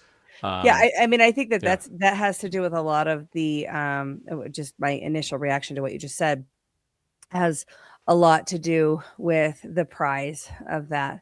The people mobilized towards President Trump's vision, the Patriot plan, or the people mobilized towards the next season of the Great Reset. That is the core tension. And that is kind of underpinning a lot of the divides that we have in our society, in our relationships and friend groups and things where, you know, people are Trump deranged, right? Yeah. And I'm not saying that's not real. Obviously, you know, there are people that will just lose their shit if you know, President Trump comes up in any way. But I think that has to do with the programming and kind of which pocket they're in. Are they champions? Are they resistant? Are they neutral stakeholders in this endeavor? And where we see a lot of this friction, the loudest, the most divisive is between the people that are committed to one vision versus committed to the other one. And I don't think that they've organically gotten there on their own. Right. I think that President Trump's vision is actually pretty great. And if people just listen to his words, they'd be like, oh, huh. Yeah. Right. But we don't do that. We listen to the pundits talk about the headline that was written by somebody else who has a certain set of biases about his words, as opposed to reading his words. That's why, big part of why, at least the story of why we have Truth Social now.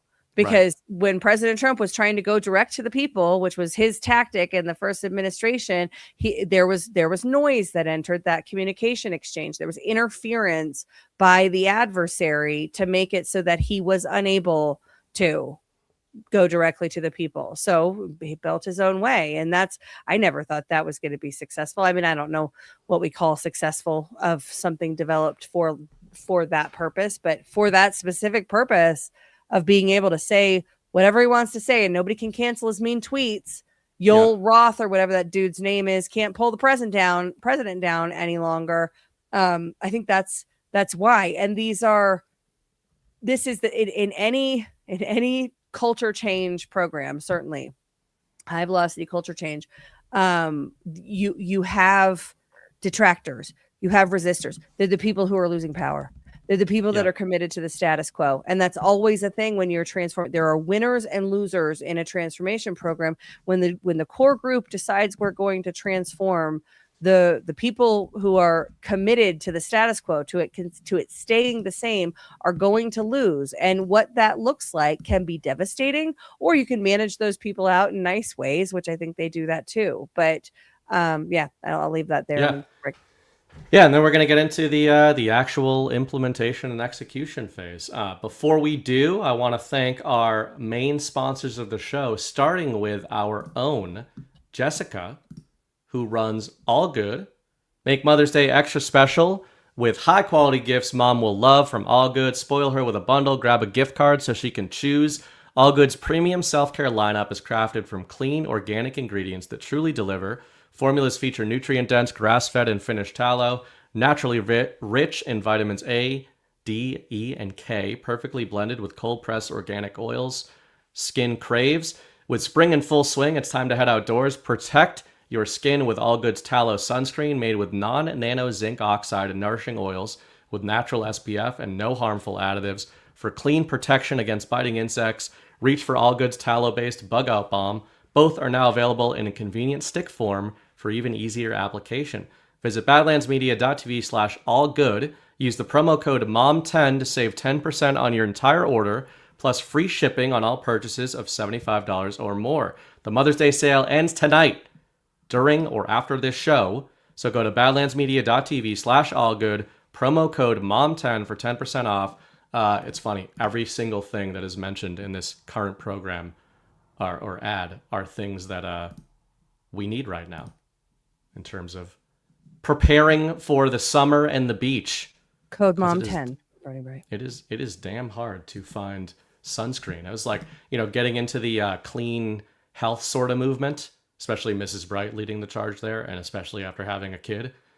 It's like the hardest things to find have been things like deodorant and then sunscreen. Yeah. And in our area, we have a lot of problems with ticks and bugs and stuff like that. So have to check that out. Good products. As I've said before, we use anything we use on the skin of our child, we are vouching for. And that goes for Jessica and All Good.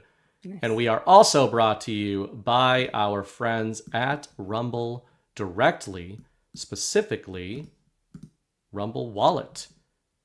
We actually had a rant come through using the Rumble Wallet during the show from Tamarack Flats, the Tamarakians. They tipped via the Rumble Wallet $5, which is jillions upon jillions of Satoshis. So much appreciate that. If you actually want attention, there's a clear line to it.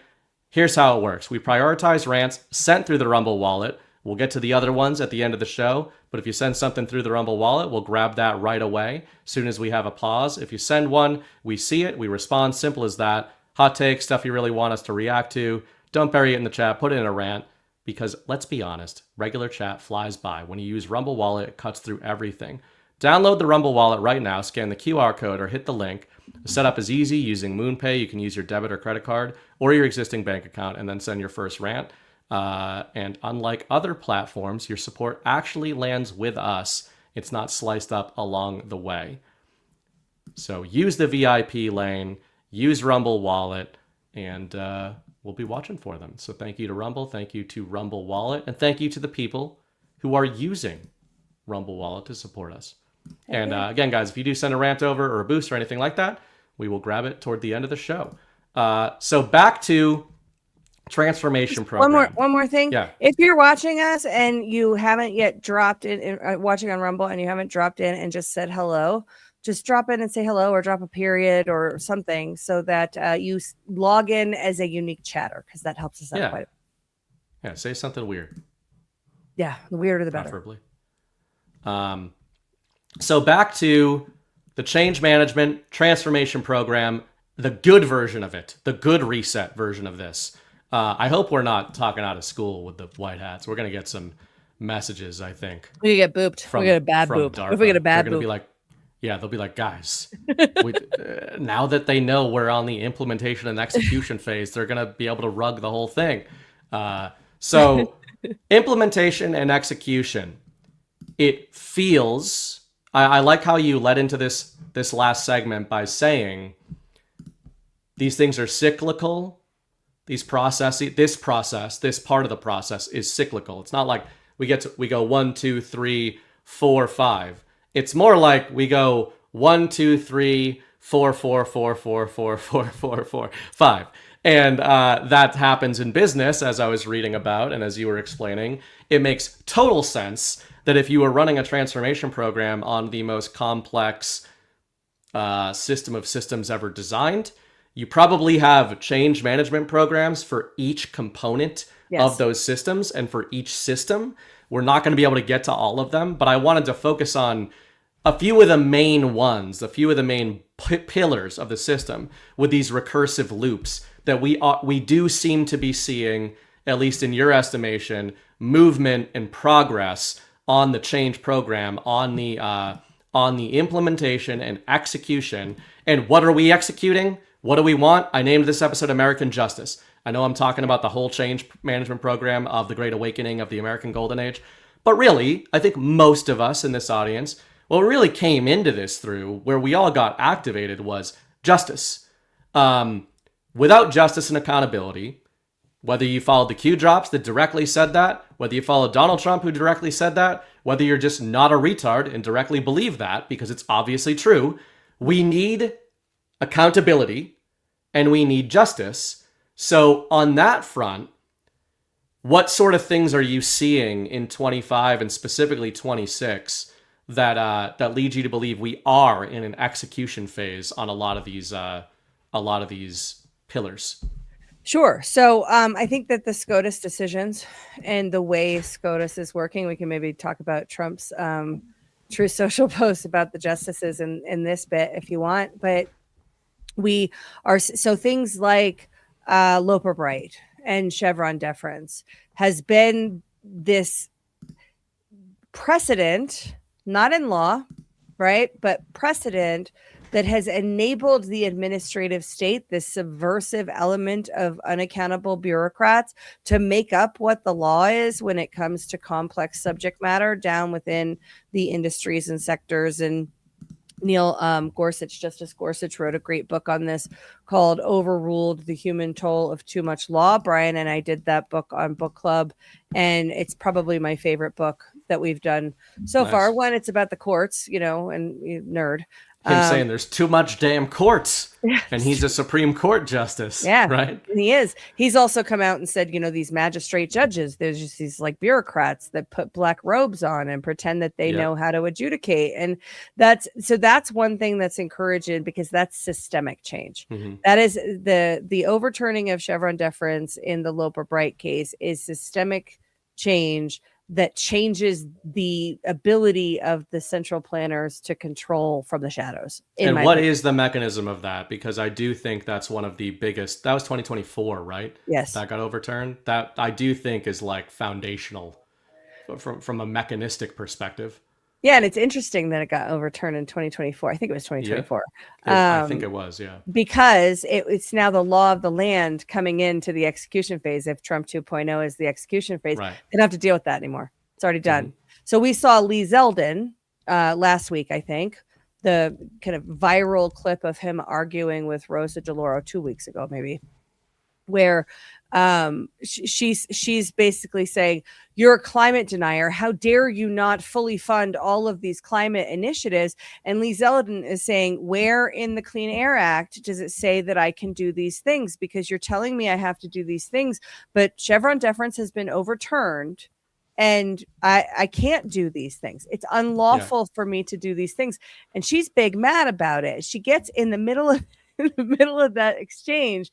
She's like, you're coming to us for money, so you better watch it, mister. And what's hilarious about that is that her biggest issue is that he's not asking for enough money.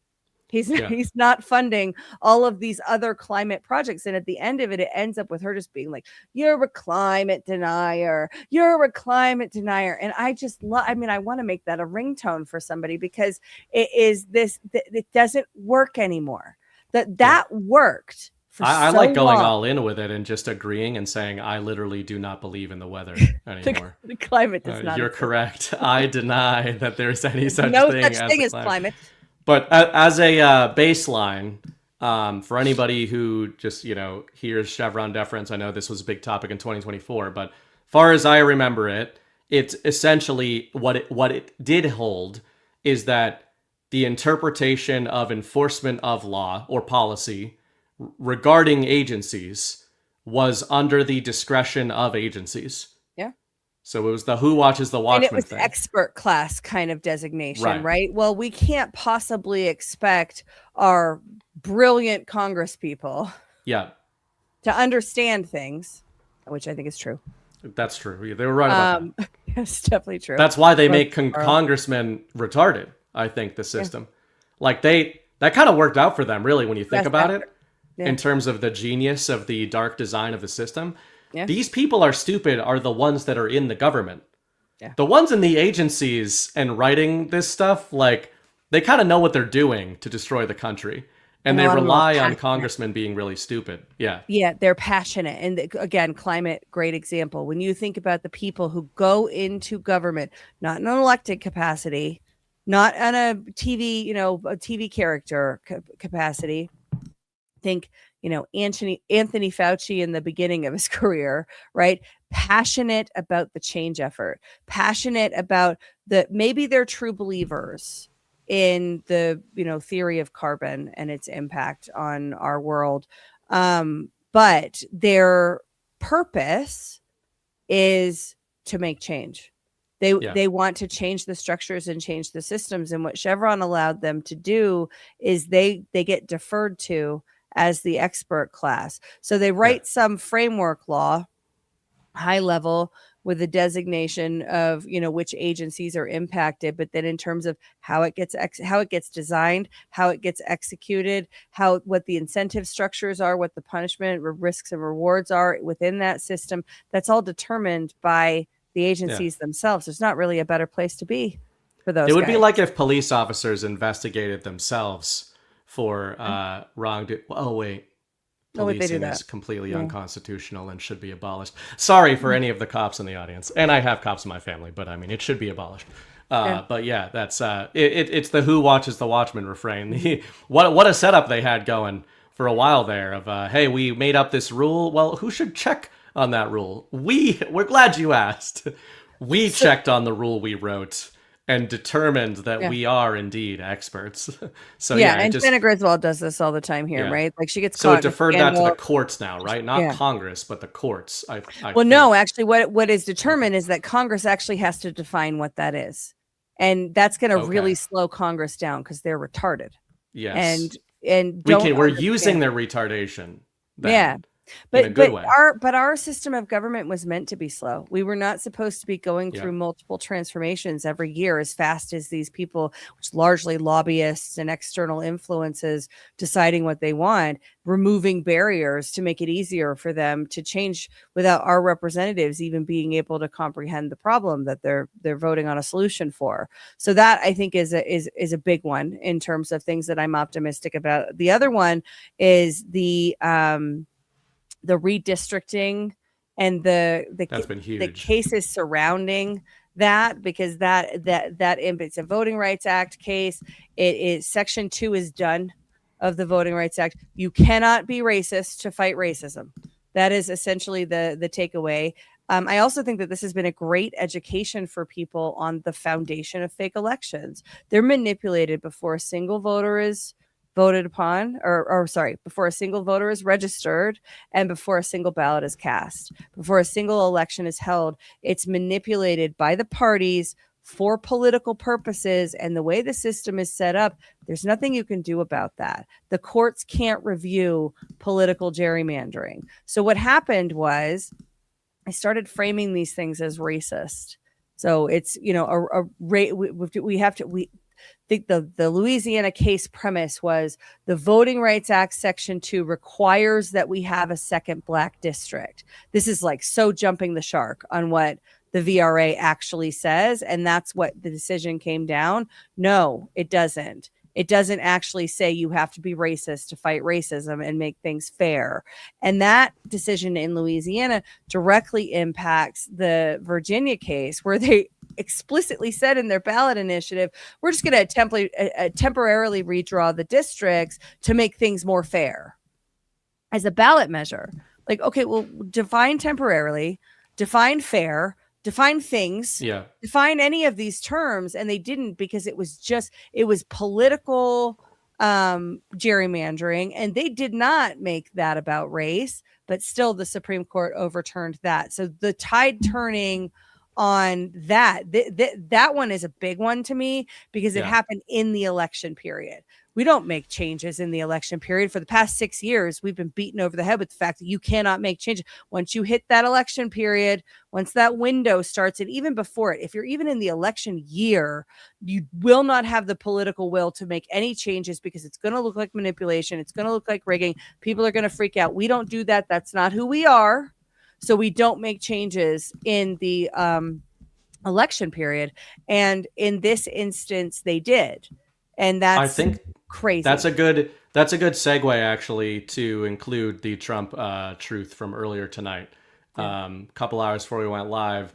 Well, I'm not going to read this whole thing because it's like a burning bright length True Social post. But basically, this is Trump basting Gorsuch and Amy Coney Barrett. I love Justice Neil Gorsuch. He's a really smart and good man, but he voted against me and our country on tariffs, a devastating move. How do I reconcile this? So bad and hurtful to our country. I have likewise always liked and respected Amy Coney Barrett, but the same thing with her. They were appointed by me and yet have hurt our country so badly. So this is a long thing. You can check it out yourselves. I'm sure many of you have seen this. And I know he's talking about tariffs here. He's not talking about redistricting. And I know that wasn't the U.S. Supreme Court, right? It was the Virginia Supreme Court that was the big redistricting decision. Well, the U.S. Supreme Court ruled on Louisiana, and Okay. that was the big one. And then the Virginia Supreme Court. They're following it, right? So for me, when I see that True Social post, and you and I touched on this on the Blitz on Saturday, I have used the term narrative shielding for years. And I'm not saying that Trump doesn't mean what he's saying there from a policy perspective on tariffs. He may or he may not think that it's this horrible decision. But in terms of the figures that he's going after, Gorsuch and Barrett, if you believe Trump knew what he was doing with those appointments, and if you want to go more plan-oriented, especially a lot of Q people will say they knew what Trump was doing with those decisions. That is more speculative, I think. I think we're a lot more comfortable saying Trump knew what he was doing with the picks. I have a hard time believing that if you were implementing the most important change management program of all time for the country, that you'd be like, I think she's a good girl. We're gonna see how she votes on the most important things ever. That might, for me, my conspiracy brain goes into, that's maybe you bring the justices into a room and you say, listen, guys, a satanic death cult has been running this nation for a long time. Here's all the evidence of this. If you fucking decide wrong on these things, you will doom us. So my point there, to pass it to you, is that whether or not you believe in that, Trump gains narrative shielding in the context of the U.S. Supreme Court every time he goes after some of his own picks in these decisions. I think it continues to separate optically Trump from the Supreme Court, especially if Trump is actually not very upset about the tariff decisions, because what he really wants is things related to elections, things related to the administrative state, things related to the core functions and mechanisms of the deep state, which I do not think trade is. And I know I'm the one who writes about international trade all the time and everything, but I personally, I follow this to its logical conclusions and say that I don't think we should be tariffing anybody. I understand why we're doing it right now and agree with doing it right now. But I believe we are in a change management program wherein Trump is leveraging the weapons of the enemy in order to disentangle this. I don't think Trump wants a system of tariffs for the future of the country. So that's another way I look at this kind of stuff. Yeah, I don't know if he does or he doesn't, or if they have some limited role or lane, but I've been saying for a while, and I stand by it, that I think the most interesting conversations at the Supreme Court, the most robust debate on constitutional questions is happening between those three justices. The 3 justices that were appointed by President Trump, I think they're all a little bit different. And I think they represent different schools of thought. If you think about the kind of debates that were happening at the time of the Constitution between the Federalists and the, others who are called anti-Federalists to make them, seem super bad or whatever. Yeah. But there's not one thing. I do not believe the goal is for everybody to agree with Trump all the time. I don't think that that's the role he's playing, and I don't think that makes us good as a society. I don't think, go back to the original strategy statement, the original vision setting. What truly matters is not which party controls our government, but whether our government is controlled by the people. The people need to see the debate, because the people are largely incapable of having it, because we've been so domesticated and kept out of the loop for so long, that we need to see these things modeled. I don't think that President Trump's justices are bad. Never gotten on the bandwagon that Amy Coney Barrett is some bad guy. I've never, and that seems to be a pretty, common belief among a lot of people in the truth community. I think they are modeling real constitutional questions for the people, and the people need to decide. So this tariff question, the tariff decision came down in February, right? That's not what he's mad about. He's mad that on Thursday a panel of judges, district, or appellate court judges ruled against him. Well, guess what? That's probably going back up to SCOTUS. And he's making his position and points on this as terms of where he wants to line up. Do the people want to line up there too? Is that the right thing from a constitutional question standpoint? I don't know. I haven't read it yet. But I don't think that when President Trump comes out and says, I'm mad about this thing, that it's to make every single person also be mad about that thing and start attacking the justices that he appointed. Maybe it is, and I'm, giving him too much credit. I'm sure that there's a lot of people that think that, but I actually think it's to make us think. It's to take these things that usually it was like, oh, Supreme Court made a decision on tariffs. Nobody would give a shit. Nobody would, the apathetic Americans of 2016, nobody would even have that in their headspace. But if we're going to be self-governed and we're going to decide what the trajectory of our nation is, and we're going to decide what type of golden age we're building versus them building it for us and us inhabiting that the same way we've inhabited this constructed reality, well, then I think we've lost. I think we failed to achieve the objective that was set out on January 20th of 2017. And I'm not okay with that. I will disagree with President Trump. I will challenge ideas that I don't think are right for the nation, but I also don't presume that all Americans think like me, and that my vision of the future is the only one that can exist. I think we need Americans to start thinking in terms of what are we building. Americans used to be builders and dreamers, and still are, I think, but need the kick in the ass. It's amazing that is like the most controversial stance, like macro stance, that I think that it encapsulates a lot of us at Badlands. And a lot of our audience feels that way too when they're, ostracized from gatekeepers within the truth community who talk about how, again, like whether it's me or John or whoever, oh, you're being negative by talking about this. And meanwhile, it's like, I think that we are, to your point, giving Trump way more credit than many of the people who are like, didn't you read Q Drop 2462, which said retweet Donald Trump and yell at everybody else? It's like, obviously that's not one of the drops. I'm one of those weird people who followed the drops, still think they were a good thing, and took an entirely different interpretation away from them and from Donald Trump and the things he says than apparently much of the truth community did. Which is why at the beginning of the show, that loops back into, at the beginning of the show, I said, is it possible that some normies are more ripe for harvesting? And when I say that, I mean ideological alignment. Are they more ripe to move through this transformation program and actually align with where we want to be than some people in the truth community? And when even I first said that and first wrote it down in our Badlands chat yesterday, I thought, nah, that's kind of crazy. But the more I think about it, and with everything you just said, I think yes. And obviously, I'm referring to specific segments of the truth community that think this way. But if you think I want to align with people who are telling me that I can't question the president anymore, and I'm not allowed to question the military, the great irony of my 8-part series on the Iran war is that I don't think it's real. And I wrote an 8-part series on it.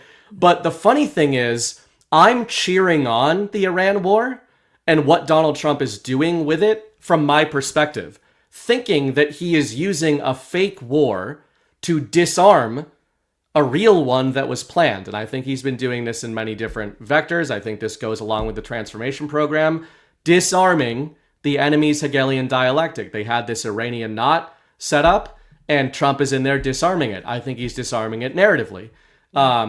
Because at the back of this Iran story, he's going to just say, it's over. I mean, he's been saying it for 2 months, and he keeps going in Truth Social posts and saying, like, guys, I don't know how much longer I have to keep saying developments on the Iran war. Like, it's done. It's over. It's been over the whole time.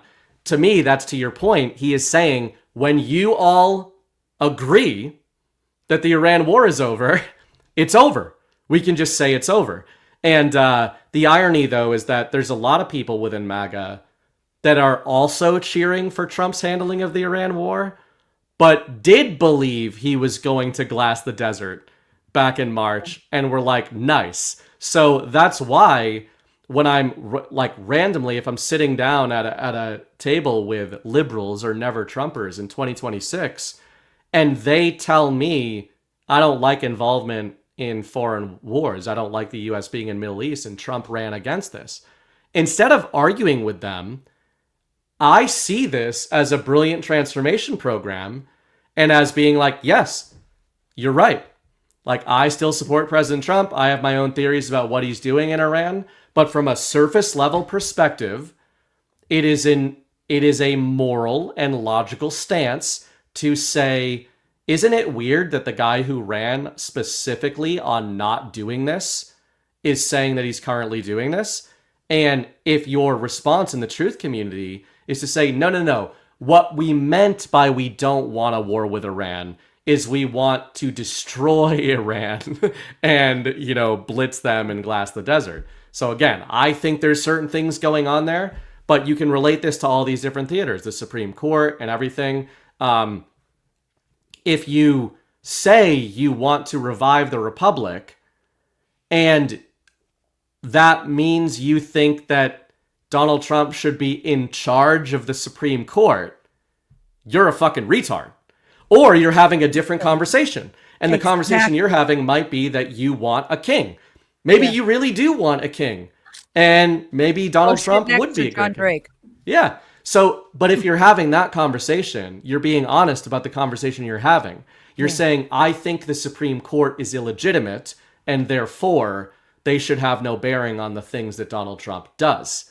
But that's not, these are first principles arguments. And I agree with you that Donald Trump wants the arguments to be taking place. Otherwise, just like a kid riding a bike, dad's never going to let go of the bike if you don't start pedaling.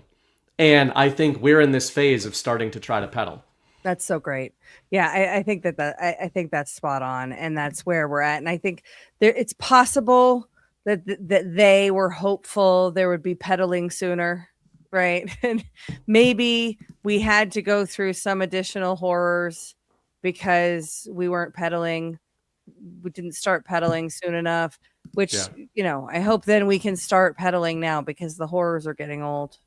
But I think we are. I think that the public mind has moved significantly to, at least understanding that we have some role. There's more people involved locally, anecdotally in my experience than there were previously. So I think the American people are moving along. Man, I want people to be brave and to start, doing and saying. It starts with saying the things, right? Yeah. Just say true things. Don't be afraid to say true things. There are still too many people that are afraid to say true things. That's step one. Just say the true things, and it's not. You're not going to die.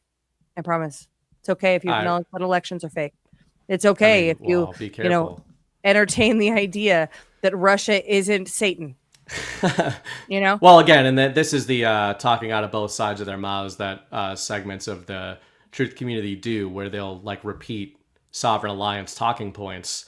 Yeah, Donald Trump is working with Putin, but then they'll be like, Trump is totally sticking it to Russia and China in these negotiations. Like, do you guys know what an alliance is? What do you? But I mean, what really is going on is social credit, and whatever is more popular to say in a given moment online is what people do. Now, we complain about that a lot from our perspective. The good thing, though, for us, and the bad thing for people that do that, and you guys know this, is that that is a finite game. When you model your commentary around what you think your audience wants your opinion to be, eventually they're going to want your opinion to be something that you don't have any way of talking about, which is what a lot of these people are going to put themselves in that position. And if you just maintain the stances we do, which are just whatever stances we happen to hold, that we have reached through our own processes, we will lose audience members, but we will also gain audience members. And just like you guys in the chat and who come to the Garts, it's notable to me, it is noticeable in a good way, that this 2024 and 25 sifting, 25 in particular, within the MAGA base, within the American people, but as a microcosm within Badlands, within the Badlanders, the audience. I've been remarking to like everybody I talk to after Nashville that just the difference in the last couple Garts in terms of the audience is very notable and encouraging to me. And by that I mean not that there's consensus. There is not consensus, but that everyone is loving the debates about these first principles ideas. And all the feedback we're getting, specifically about the Garts, is to dive into more and more difficult subject matter that like is going to put us at odds. And I know sometimes it's entertaining, but I don't think that's the intent. I think the intent is like we want to all argue about this. Yeah. After one of the panels with Chris and John Drake and maybe you, I don't even remember, but about elections, of course. I think it was basically Chris and Alpha. Oh, there's the debate that I moderated, the debate. and then Right. accidentally started debating in the middle of it because I can't help myself. What was great about that, besides the debate itself, was that I was sitting at a table after that, eating lunch with 8 or 9 Badlanders, and I would say half of the table agreed with Alpha strongly, and half strongly agreed with Chris. But the ones who agreed with Alpha were not upset at Chris and were asking me what I thought about it, and we were going back and forth in such. It's so crazy to say that this is shocking. But if that had happened in like the Myrtle Beach Gart, that was not the tenor of the conversation. The tenor of the conversation would have been, I am a Q person, you are questioning the plan, you should not do that. We were literally being told in Las Vegas at Gart, us and our audience members, you must make a choice between only Q all the time or having these open conversations at Badlands. Some of the people watching this show were probably approached with that. So I know you guys get these little bits of like context and where does this animosity come from at times? And it's because, speaking of exchange programs, within the truth community, it has become a system. It has become, it was originally the place, like the Island of Misfit Toys, I think, where everybody who was rejected by the mainstream because of the Q drops or because of being like a Trump truther ended up kind of all on the same island in the truth community, which is great. That's how a lot of us found each other. The problem is, as happens in any microcosm or in any environment, there are people that will try to erect a new system within that system. Yeah. And they're going to try to create a consensus protocol. And that's what we firmly reject. And again, I think this ties into the theme tonight. One of the really encouraging things, I think, with the American people, but specifically here, what we're doing is we're sort of all forming consensus around not forming consensus, around not needing to form consensus. And I think that's very encouraging. And I think anytime we have those little wins as a movement, I'd like to imagine that it gives Donald Trump and Patriots a little more energy. Like it softens the mindscape just a little bit more for them to push forward in the directions that we want them to go in. Yeah, I like the framing of the Island of Misfit Toys. I think I'll take it a step further and say that the Island of Misfit Toys of the truth community sort of became Lord of the Flies a little bit, and now we're on the other side of that, and we're seeing where there are going to be different schools of thought. There are going, but remember, I mean, just to go back to the justice and the justices, one of the things that Amy Coney Barrett said in her confirmation hearings, which was a very mimetic time. Remember the blank notebook and all of that whole thing. Like she was a champion until she got into the job and then didn't agree with Trump every single time. And people who never read the opinions lost their shit, saying that she was a traitor because she didn't do what Trump wanted her to do. But we can disagree without being disagreeable. I mean, I don't think we have to. Certainly not at Badlands. We disagree, you know, and I think we all kind of pride ourselves on who can be meanest sometimes. But that's because it's hilarious. And but I think that we're getting to a better place with that, because it has been kind of, you know, gutting at times. Myrtle Beach is the one for me. Highly contentious GART. I really enjoyed it because I love it when we all argue, right? But there were people that were incredibly upset by the things that went on there. But I remember being approached by one of the people, you can probably guess who it was, saying to me, "What are you going to do on Fridays now? You don't have to do why we vote anymore. Elections are fixed. So what are you going to do? You just stop talking about the elections now. Stop talking about election fraud. Don't talk about election fraud. Don't. You got to trust Trump. You got to trust Trump." And that was for folks. The guy who talks about election fraud every week. Is that the Trump? Yeah, exactly. President Trump is talking about how elections are rigged. Still talking about it, and more than ever. But we can't, because then we're not we're not trusting the plan hard enough. That was the Spetzel just said that I'm definitely the meanest of the Badlands hosts, and I think that's the nicest thing he's ever said. It's just because she's a woman. Is the nicest thing that Spetzel has ever said to me. But the Myrtle Beach GART was the GART direct. It was the week after the 2020 election. Right. I mean, it was our 2024 election. It was a high emotional time, a good time of celebration, but also a time of high friction about where do we go from here and what are we doing now? And there has been, I love how you use the term sifting. I've kind of adopted that from you in terms of describing what is happening to this, you know, to the people. It's okay. Like, I'm fine just wishing people well, and you know, we don't have to have this debate at all. But if we're gonna, you don't need to gang stalk people in their show chats for 2 years. Yeah, you don't think that's how we save the world?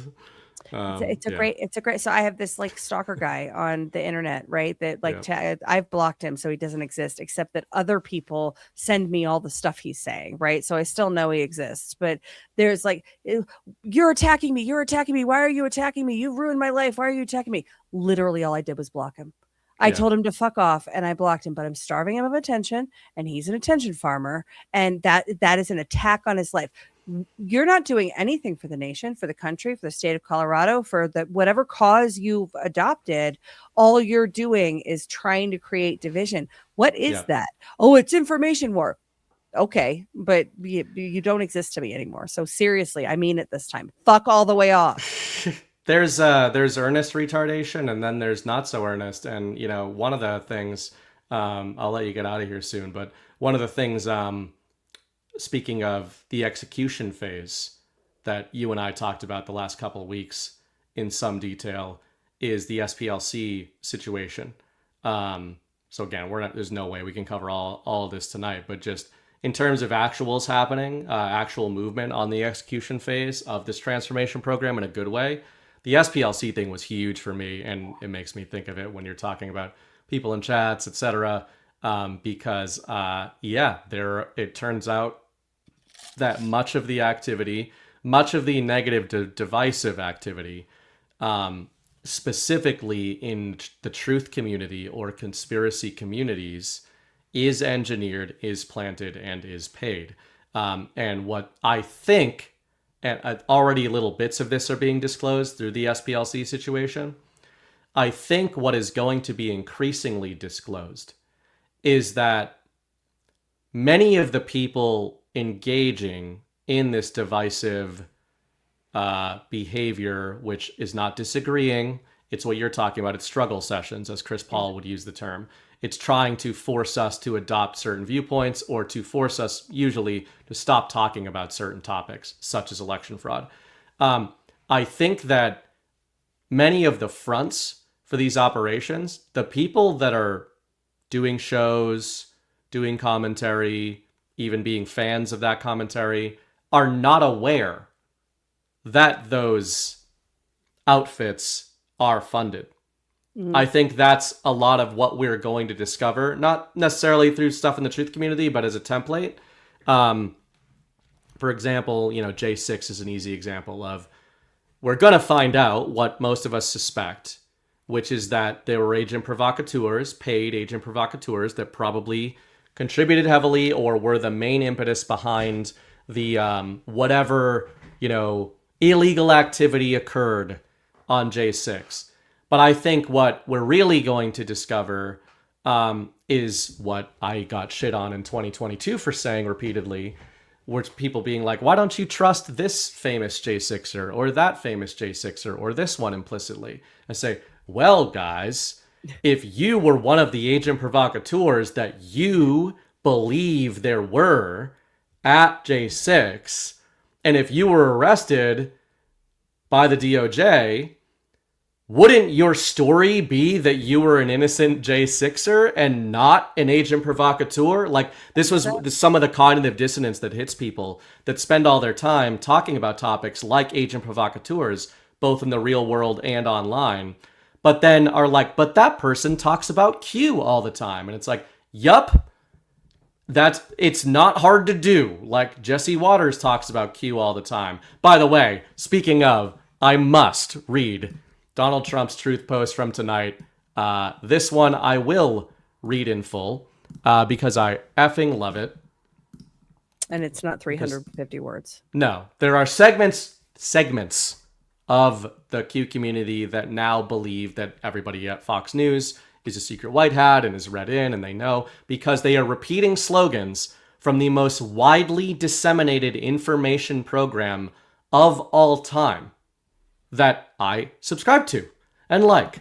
But reading things from it doesn't make you part of the plan. So Trump said you could listen to Fox News all day long, absolutely devour it, but then when you hear sleazebags like Congressman Ro Khanna, a wolf in sheep's clothing, lie, and lie again without any pushback or competent rebuttal from an anchor, in this case, Jackie Heinrich, the entire common sense dialogue that's been going on all day at Fox is completely obliterated.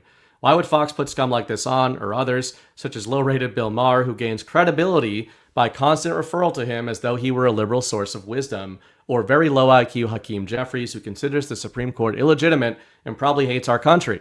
And the key point to me, no matter how fair and balanced the day's news at Fox may be, the end result is destroyed by professional liars, con men, and liberal crooked politicians. This is why MAGA Republicans, who are actually close to 100% of the party, hate Fox, despite wonderful contributions made by so many of their great anchors and commentators. Hard to win elections like this. So you can believe whatever you want about that statement. There's multiple ways you can interpret it. But, part of what we're talking about with this Overton window shift or attempted forced shift of our rhetoric in the truth community is that all of a sudden our rhetoric is supposed to not only mirror Jesse Waters' rhetoric, it's supposed to not question any of the rhetoric we're seeing out of the same people telling you that there are weaponized dolphins in the Strait of Hormuz that are coming to get you. Like jihadi dolphins, you're right. Sorry, spiritual dolphins. So, these are some of those tells with Trump. And you know what's going to happen? What happens every time is that many of the people that were saying, but Jesse Waters said the thing from the Q drop, are now going to be like, yeah, I always knew Fox was bullshit. Trump said, and this is the exact dialectic you're pointing to earlier, which is really our standard operating procedure now, which is not only that we're allowed to question Donald Trump at times, but that, to Ashe's earlier point, In so doing, you may allow Donald Trump to say the true thing that Donald Trump actually believes, instead of having to change your opinion and invert your opinion every time Donald Trump gives you permission to invert your opinion, which is what most of his base does. Yeah, excellent. Well said. Is there any last, before you get out of here, any like other major thing you're looking at in 2026 that is showing signs of happening from this sort of execution phase, justice phase in particular? We talked about redistricting. I think specifically elections and justice broadly for things like the grand treasonous conspiracy. The grand treasonous conspiracy, I've been on the rug since the beginning, right? I think I convinced a bunch of you guys to come on it probably earlier than you would have otherwise. In a lot of cases, because of this transformation program, kind of my true belief of what's happening right now is that we're going through a transformation program. But the grand treasonous conspiracy narrative feels different. And I wrote about this in the brief this week when I first saw the news that John Solomon put out this week about the China stuff, right? Well, China had vulnerabilities in the 2020 election. And it's like, didn't we do this already? We already did this one, right? But when I went actually and dug into it, I was a little annoyed by it, to be honest. When I went actually and dug into it to write my brief take, I noticed that we're going from what I would call level 1 messaging to level 2, and level 1 disclosure to level 2. Level 1 is the headline, right? China had knowledge of, or the intelligence community had knowledge of Chinese vulnerabilities in our election system and hid it from the president. That was what we got from Tulsi and John Solomon, I think late last year was when that deployment came down originally. What we're getting now is the specifics. We're getting specific people and specific acts of obstruction and specific things that were done in service of keeping it from the president. In the past, when we were getting the appearance of justice and the processes, the punishment kind of stuff, we never got to level 2. We got the headline and then we'd get some sort of, statute of limitations, or, here's this one staffer, right? That was, but we didn't get into, certainly not from a treasonous conspiracy standpoint, the levels of, deeper level, looking at specific overt acts within the conspiracy and the names of the people that can be held accountable for it. So I think that that's very encouraging. I've been, like I said, I'm on the rug because I don't believe that we can have a golden age until we have accountability for what we've been through. And but I think we have seen great indicators that accountability for what we've been through is coming. The administration surrogates, TV characters and the like, they all seem to be pretty bullish that accountability is coming. Look at people like John Solomon, who is, I think he's pretty even keel. When he starts to get amped up and excited about something, I will generally pay attention. Sometimes it seems like a nothing burger, but comes around 3 weeks, 4 weeks later, So I think that there are indicators that we are going to get justice for some of these more macro, bigger operations that were run on us. And again, the grand treasonous conspiracy that Tulsi Gabbard has talked about, she's the one that named it, right? Grand treasonous conspiracy. We've gone from that being the Russiagate hoax to the broader implications outside the Russiagate hoax, including the kind of prosecution of it and the impeachments, to election fraud. I think we're going to get COVID thrown in there if it hasn't happened already. And COVID's a biggie, I think. I forgot about that. I've been saying for a long time, I think that's a huge normie gateway. For all the things we think are normie awakening moments, and we've all been surprised maybe in this community of things that maybe didn't have the mass awakening effect that we thought they would. COVID, I think, is one of those big, and obviously by COVID, I mean the engineering of a fake or real pandemic at the highest levels. So that would be a biggie, I think, especially, the hantavirus narrative doesn't seem to be taken off, but it's not a bad thing if we are on the verge of COVID disclosure that we've got them so recently trying to spin up a new one in the central narrative. Yeah. Yeah, so I'm excited. I'm excited about those things. I think, like I said earlier, I think they can move a hell of a lot more quickly to get out of them than it took to get us into them, because they had to use deception and they had to move slowly to get us into this mess. Damn straight. All right, guys. Well, you have all the answers now. I don't think you have to watch anything else, or We're done. I Solved think it. the info war's over. Yep, like there's a transformation program, and we're done. That was tough, but I'm glad we figured it all out.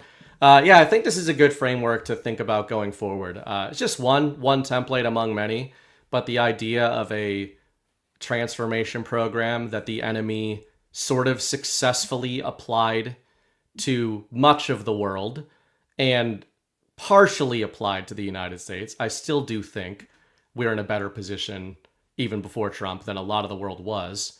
But it was going in the wrong direction. And the Trump plan, the plan to save the world, the Great Awakening, whatever you think it was, the path of the Golden Age, you can look at it as a very literal transformation program. And it's probably running along some sort of template reversal similar to what the enemy was using, but just by reverse engineering that. So we should do a part 2 of this. You come on Culture of Change. It'll be, I guess, for the next 3 weeks, I think. But in the next open slot, we'll get you on Culture of Change, and we'll go through the actual tactics, because I think you'll really, the thing I said that's like the inversion of Saul Alinsky, I think you'll really enjoy that template. Damn straight. All right, we'll do that. I'll let you get out of here, Ash, and enjoy what's left of your Mother's Day. Thanks, guys. I'm going to go drink wine. Rants and stuff. All right. Thanks for joining, Ash. Bye. All right, guys. Hope you enjoyed that. I'll grab your comments and everything. Of course, shill my wares, which consist of all of the thoughts you don't get out of my face and mouth on these shows that I spurg out onto the digital page. And many of you actually like that. Not every single one of you, but I think all 3,216 people watching right now should subscribe to the Substack. Badlands.substack.com. Myself, Ash, and Ghost work on that Monday through Friday, Sunday through Friday, 5 or 6 days a week. We do 5 briefs every week. You go to badlands.substack.com. Let me pull that up. We do 5 briefs, which they're sort of like the bunker. It's not just the news in brief. It's basically as if you were in a bunker. We kind of prep you for the next day's news, meaning the next day's fake news, by going over the previous day's fake news. So these hit every weekday morning, Monday through Friday at 7 a.m. Eastern. And then what we recently added, which has been very popular among our Substack audience, is the Badlands Blitz, which is a exclusive stream, 1 hour about stream, which is rare for me. You guys know that. On Saturdays. That hits on Saturday morning, and we rapid fire go through the week that was. And what's cool about it, we kind of distill the macro themes of the week from the InfoWar. And I think what's really cool about that is we realize how much progress is actually being made on narrative and actual grounds just by kind of taking a breather at the end of each week and saying, what the fuck happened? Or what were we told happened?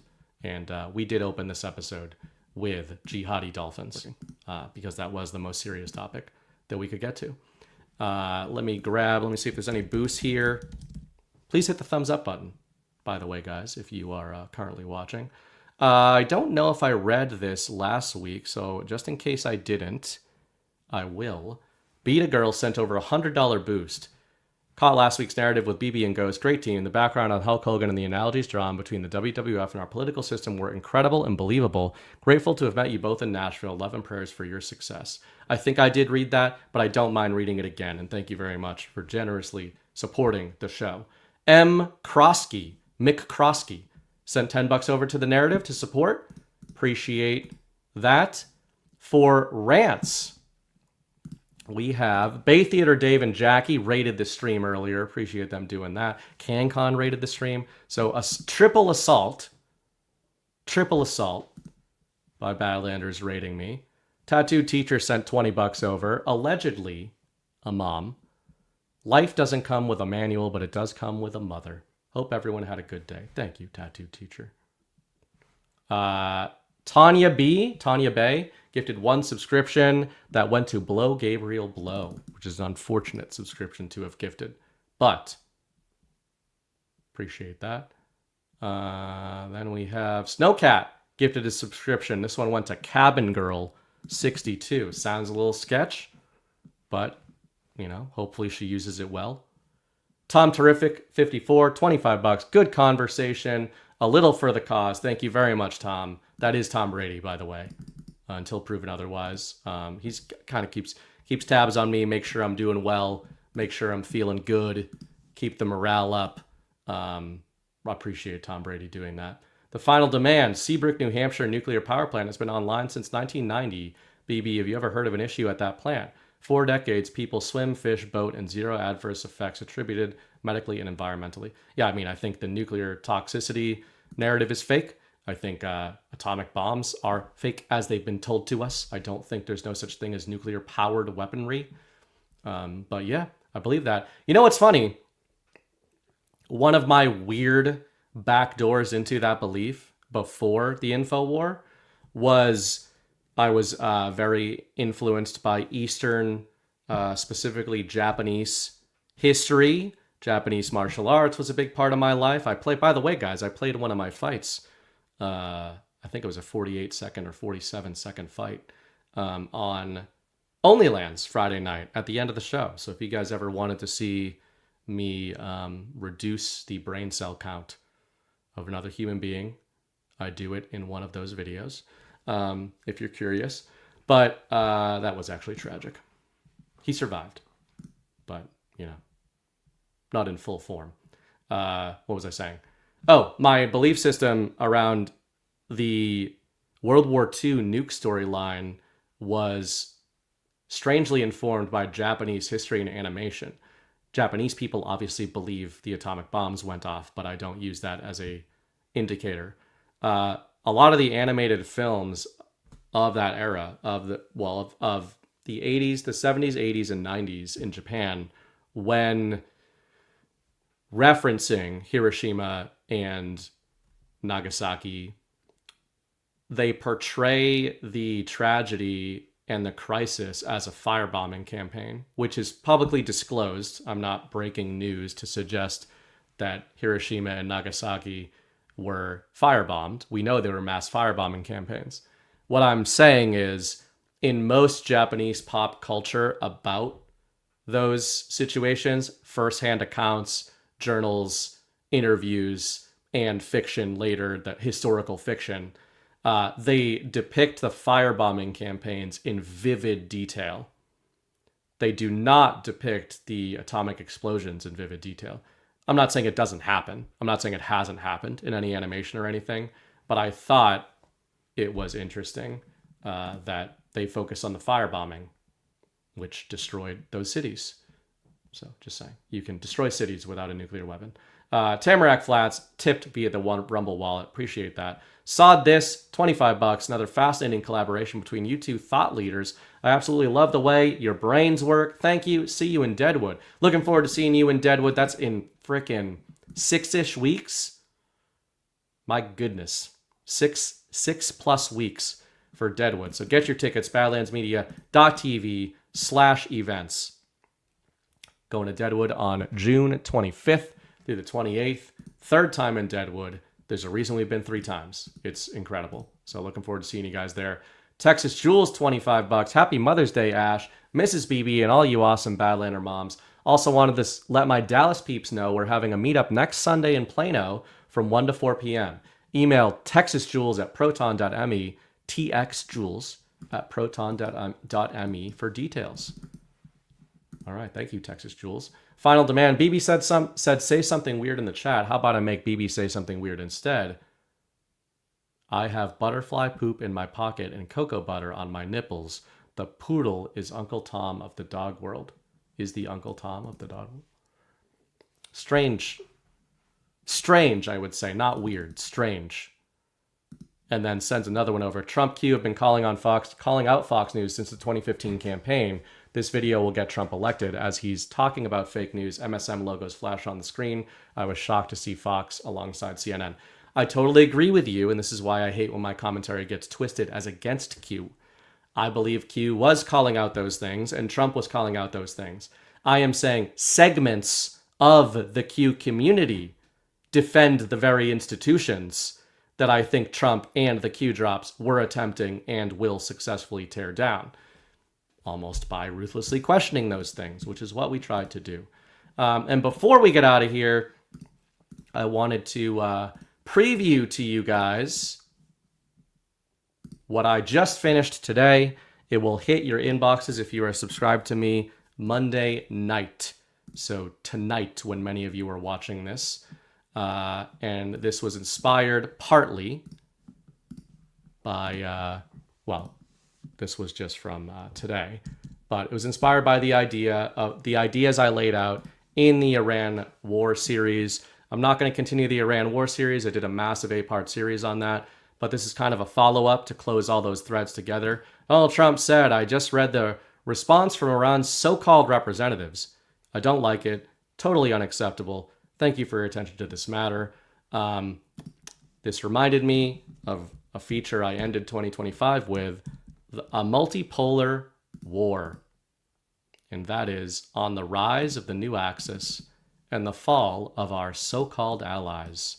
And as many of you know, the core thesis of my Iran war series is that the so-called allies that Donald Trump refers to are the real regime that both Trump and the Iranian regime and the Sovereign Alliance are actually squeezing. Hence all of the delays, hence the temporal and narrative pincer and the actual energy pincer that I think is being leveraged against the globalist deep state. So a multipolar war is the lead up, and Monday night, the multipolar world should hit your inbox.